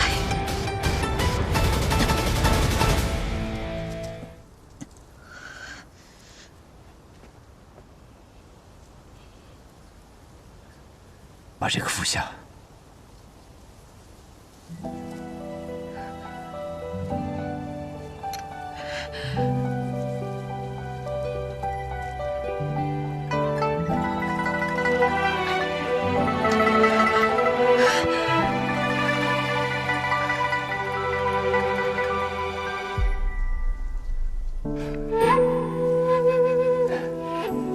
你来了。我来了，我来救你了。你不是说我的生死与你无关，你不愿意参与天启城这些破事儿吗？你管我，我想来就来。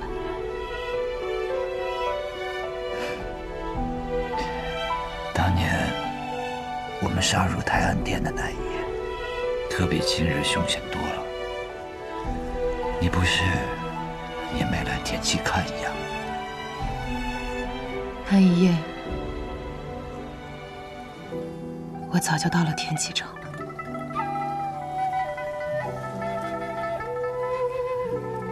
我在你身边安插了奸细，只要你遇到危险，他发出令箭，我就会提剑杀入我们。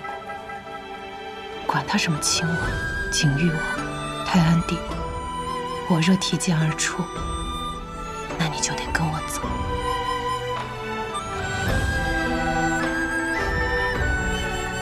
别废话了，今夜剑起，若凤离心。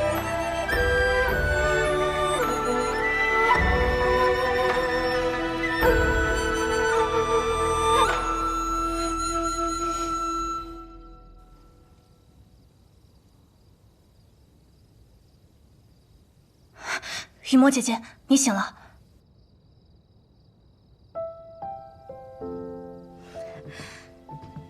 已无大碍，玄武使，进来吧。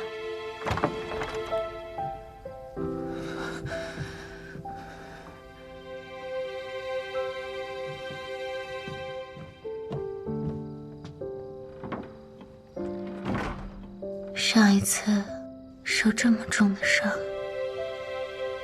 还是你动的手。当时你可没现在这么着急。理什么理？坐过来说话。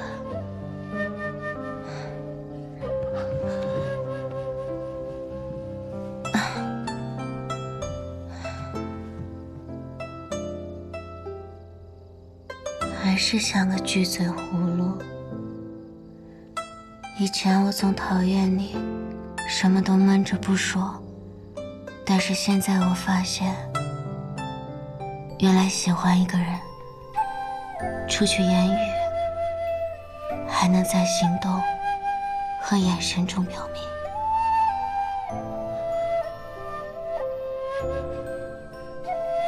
经过这一遭，我也算是确认了你对我的心意。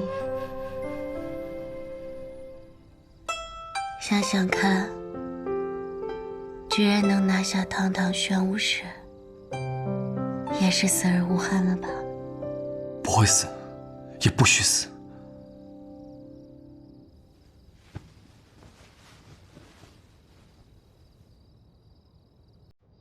这次天启之途，让我更加明确我们身上背负的责任。唐连月，我们再做个约定吧。等你我完成身上的使命，你不再是玄武使，我不再是暗河道，我们只是唐连月和沐雨墨的手。到那时，我们想说喜欢，别喜欢，想去哪里便去哪里。念念不忘，念念遥遥，向往是谁的念想？这山河无恙，你别来无恙，像最初一样。当陪王爷做完他想做的事，我便跟司空长风一般，抛下这座城的树，来找你。悲伤，只愿此生不忘。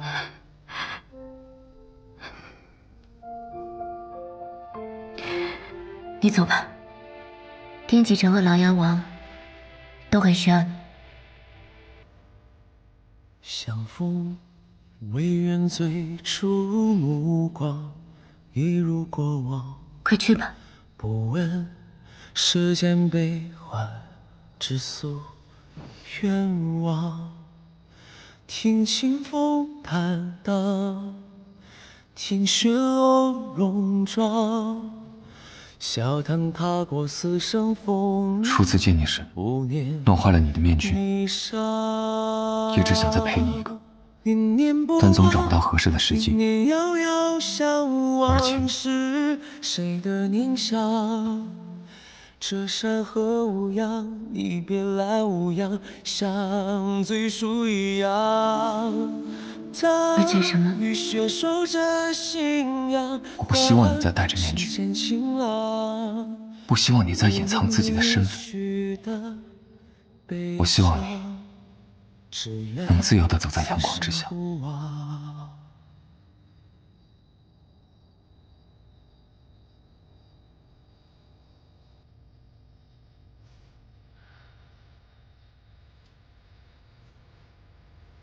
送我一曲离歌，笑看岁月如常，为你留在心底半生愿望。此去可手艺不错，相望着离殇。最后灯火阑珊处是最初快走吧。目光，念念不忘，念念遥遥，向往是谁的念想？这山河无恙，你别来无恙，像最初一样。当雨雪守着信仰，换世间晴朗。5年离去的。我还以为是玄武使怜香惜玉，舍不得动手呢。傻瓜，你果然是在骗我。你果然还是关心我。月朗，现在天色不早了，要休息吗？我的身子还没完全恢复，你喂我吧。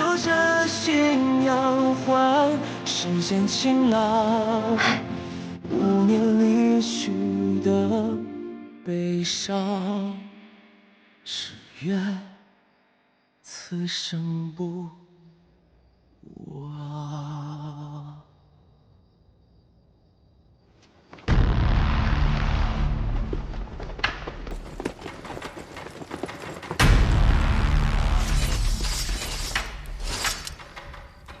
飞虎将军，这么晚了要去哪儿？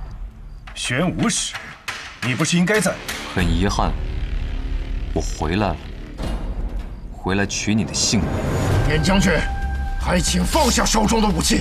哼，就凭你们！将军，看来你们也得到了消息，凤栖山庄起火之后，内卫司便在第一时间接管。你绑架的那几位公子，已经回到了各自的府邸。他们背后的势力，今夜也不会再有任何的行动，而你，也应该为自己所做的事，付出应有的代价。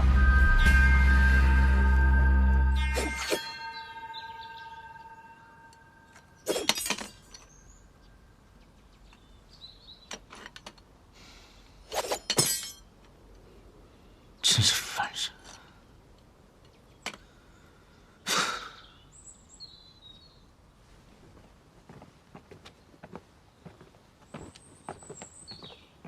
他到了。4天过去了，希望连月使给我一个满意的答案。首先，卓青大剑死了吗？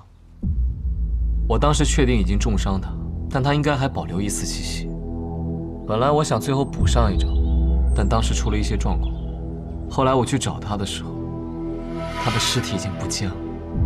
我们推测，应当是被他的徒弟景轩带走了，但是死是活，暂时也没有答案。罢了。好，第二个问题，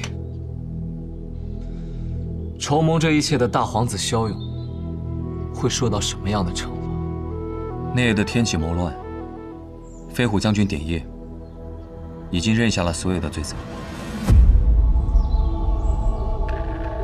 你们的陛下就这么算了？还是说，琅琊王根本就是个摆设？自然不会。萧勇也自知，无法这么简单从这场谋乱中抽离出来，所以上书请罪，认为典业犯罪，自己也有过错，便于青天剑禁闭，放弃皇子身份，终生不涉党政。只是如此吗？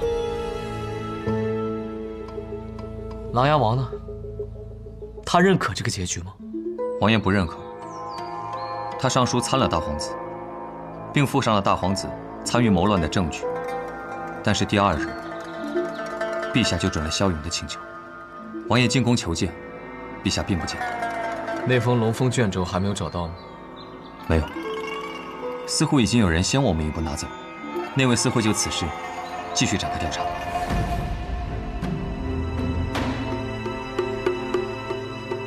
回去吧。2个答案没有一个令人满意。大家长接下来打算如何？我等苏沐雨醒了再说。他醒了我就听他的，毕竟天启是他决定来的。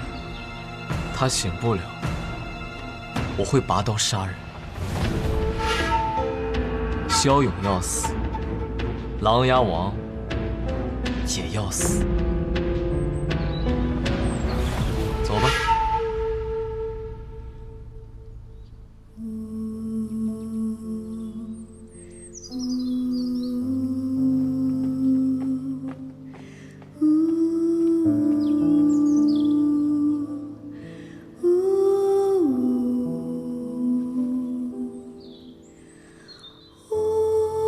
我是不是对你的小情郎凶了一些？同你往日比起来，还是温和了些。与你的心上人一同经历了一场生死，怎么感觉你好像并不开心？如今这样的情形，还有什么事情能让我开心呢？雨墨，如今穆家只能依靠你一个人了。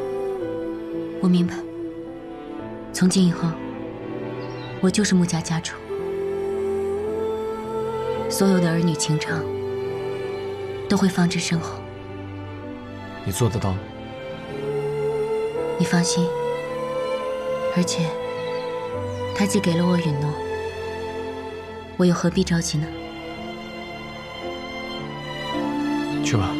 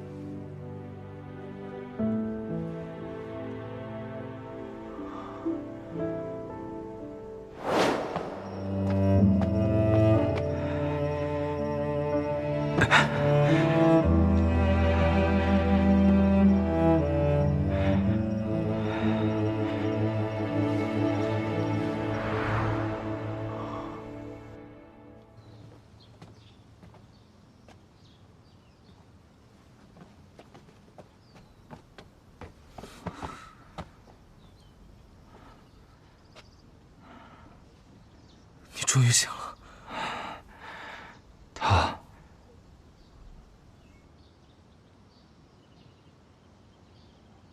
白鹤南飞，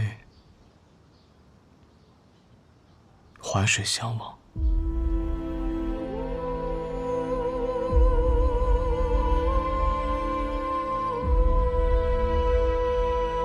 神医最后走的时候，没有任何痛苦。是哲叔用我的寸指剑，直接……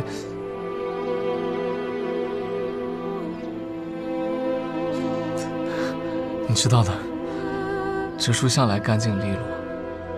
神医还没有感受到任何痛苦，就已经结束了。哲叔说，既然你已经晕了过去，那这件事便只能由他来做。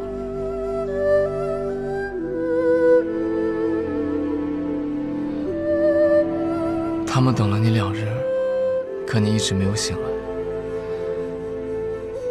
哲叔会先把尸体运回药王谷，以后每年清明、忌日，他们都会在药王谷给你准备1壶酒。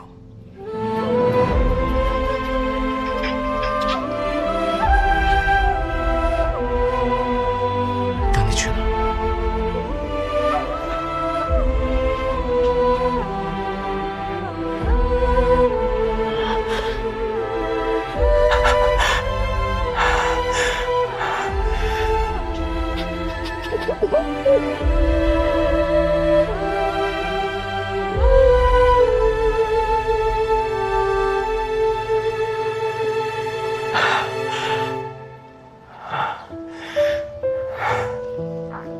叶雅呢？据雨墨所说，应当是被火凤来意给烧死了。小雅呢？他认了罪，但是他这条命被他的皇帝父亲给保下了，只是去了青天监管禁闭。琅琊王问我你的决定，我说等你醒来，便听你的。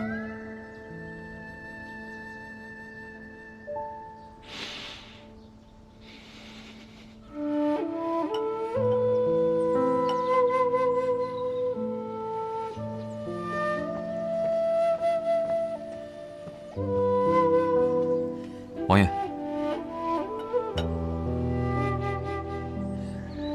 苏沐雨醒了吗？还没有，我只见到了苏长河。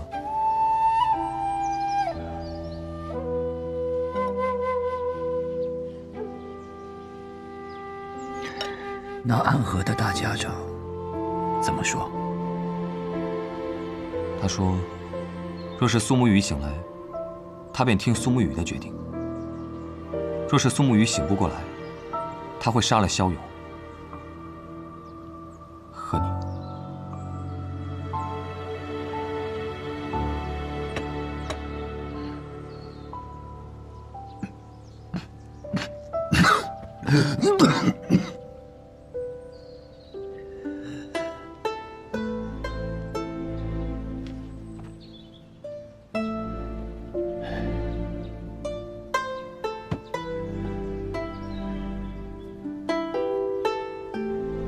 或许不需要等了他拔刀了。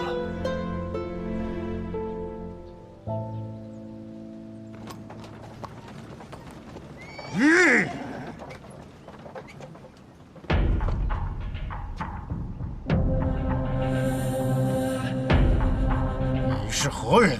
来此送葬，为你身后之。大胆！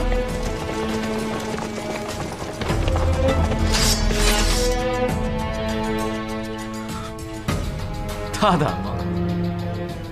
我有一个好朋友救下了你儿子的性命，可你身后的这个人，却又夺走了他的性命。我不该来此送葬吗？是你们，可是他已经请罪入了青天剑，陛下下了圣谕准予，如今他的性命只归天命。我即是天命。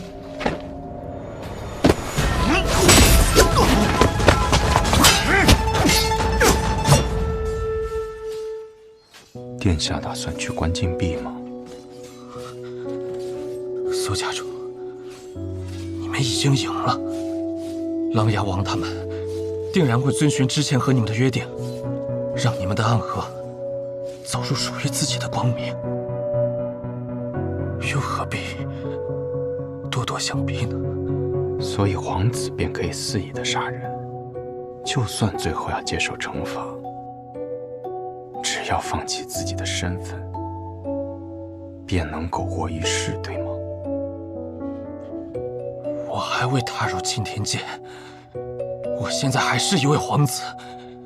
你知道当街杀死一名皇子是什么样的罪孽吗？你们暗河将永永远远不可能迎来所谓的光明，影子永远是影子，一旦碰到阳光就会消失。你们会成为北离最大的通缉犯，你们的画像将会一直被张贴在每座城池最显眼的地方。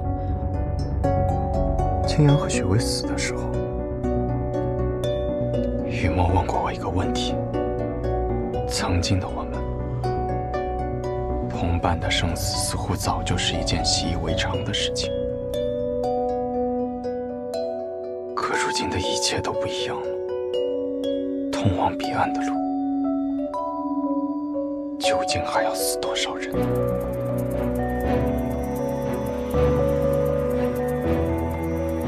我有我的选择，为神医，为青阳，为雪薇，为每一个因你们操控而死的同伴复仇。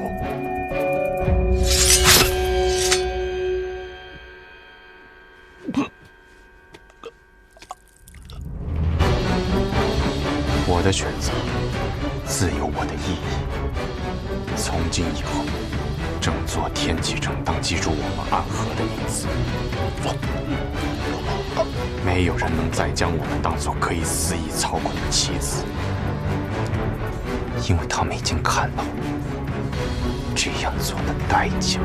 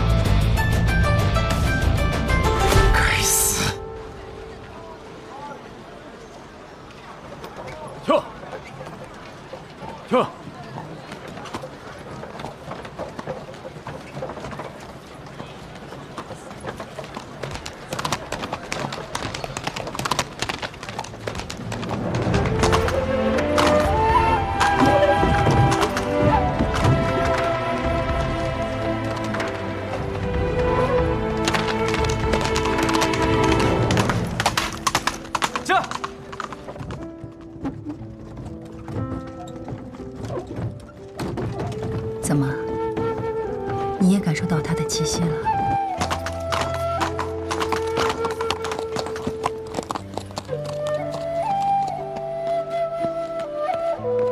在干什么？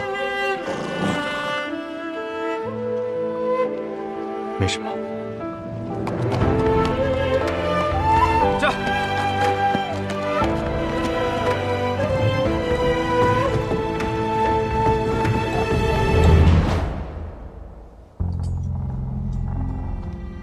苏云霄，我吕太现在啷子了？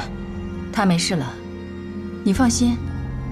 我既然出手了，就一定会救下他。不过，我有个条件。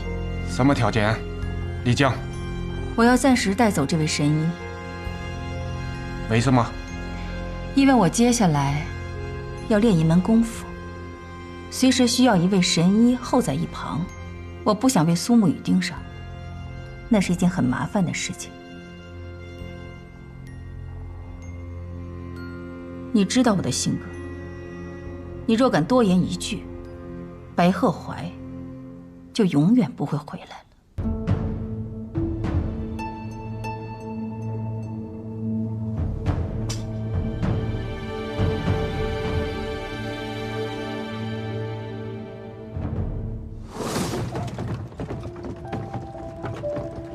你说，苏沐雨未来会变成什么样子呢？真是令人好奇呀。在看到了无限接近光明之后，又坠入永无止境的黑暗。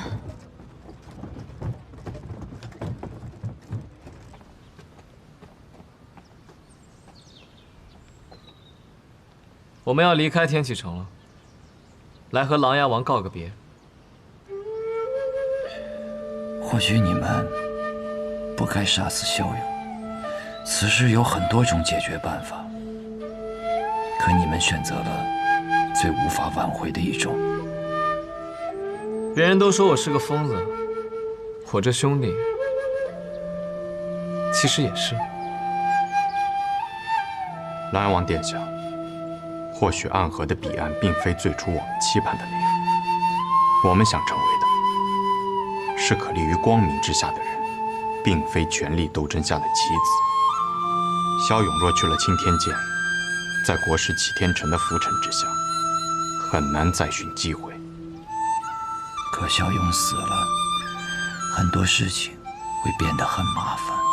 或许在从前，暗河立于黑暗之中；或许在未来，暗河仍无法行走于光明之下。可至少在此刻，我们拥有属于自己心中的正义，而在这正义之中，骁勇当死。下次若再敢拿我们当棋子，可休怪我们成为下棋之人。我和昌河会回到暗河，以后会走属于我们自己的路，彼岸终会到达，无论过程有多艰难。好，那希望我们再会的时候不会是敌人。可我们也很难成为朋友吧？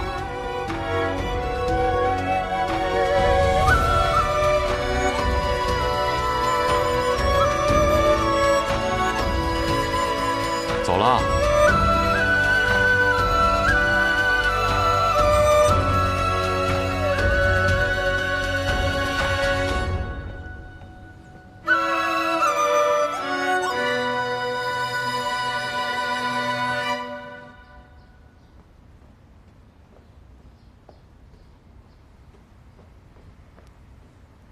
国师，大皇子萧勇在来青天剑的路上被人给杀了。谁动的手？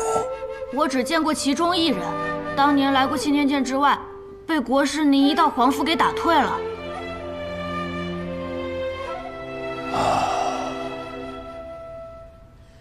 或许当日是我狭隘了。这位苏家主是值得一见之人。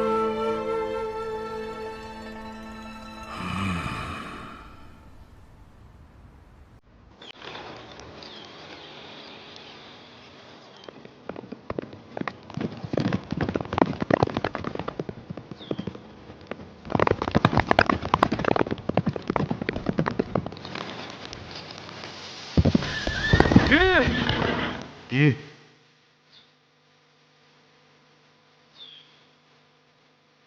怎么了？会后悔吗？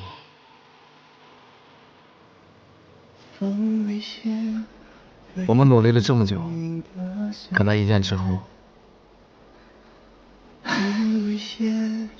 还是回到原点。琅琊王帮不了我们的，他马上就要死了。他想在死前为自己在意的人铺好路，可是他所在意的那些人，要走的却是和我们截然不同的路。这天启城的大乱才刚刚开始。不过，那和我们暂时没有关系。的世界有难舍的执念，兴许将自己丢却，还好有爱，爱人间半年月。曾有一极地地狱，可见光明。外明垂烈，一心的风雪怀一生注定归绝。云雾皆散，可见明月。两人就这么一同朝前狂奔着，似乎此行没有终点，而亦没有归途。彼时，距离暗河下次踏入江湖还有8年，而距离苏沐雨和白鹤怀的重逢，则还有整整12年。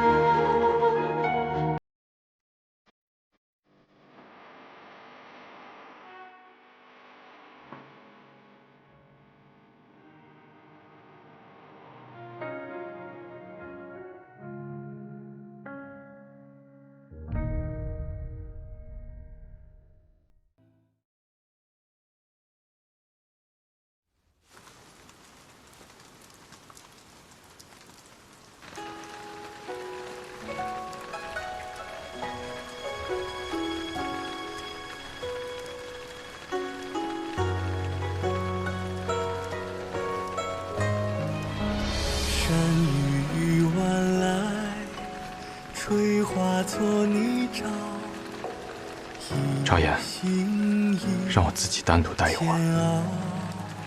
好。明轩道，哪有路可挑？奈何有挥剑出鞘。肩上暮云潇潇，伞下潭中月照路迢迢。尘沙扬，肩上挑我刀光你落脚。即便要独一人过风暴，霜雪难一角，也知不远处有借我的春晓。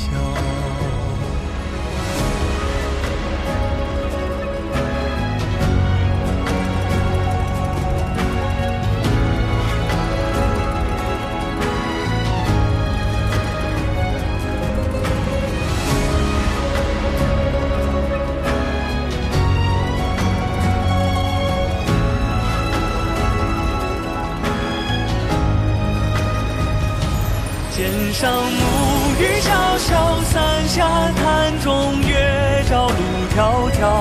尘沙扬，肩上挑我刀光你落脚。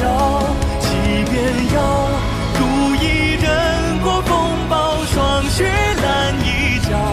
即便还会有躲不开的喧嚣，为心中的安被找到。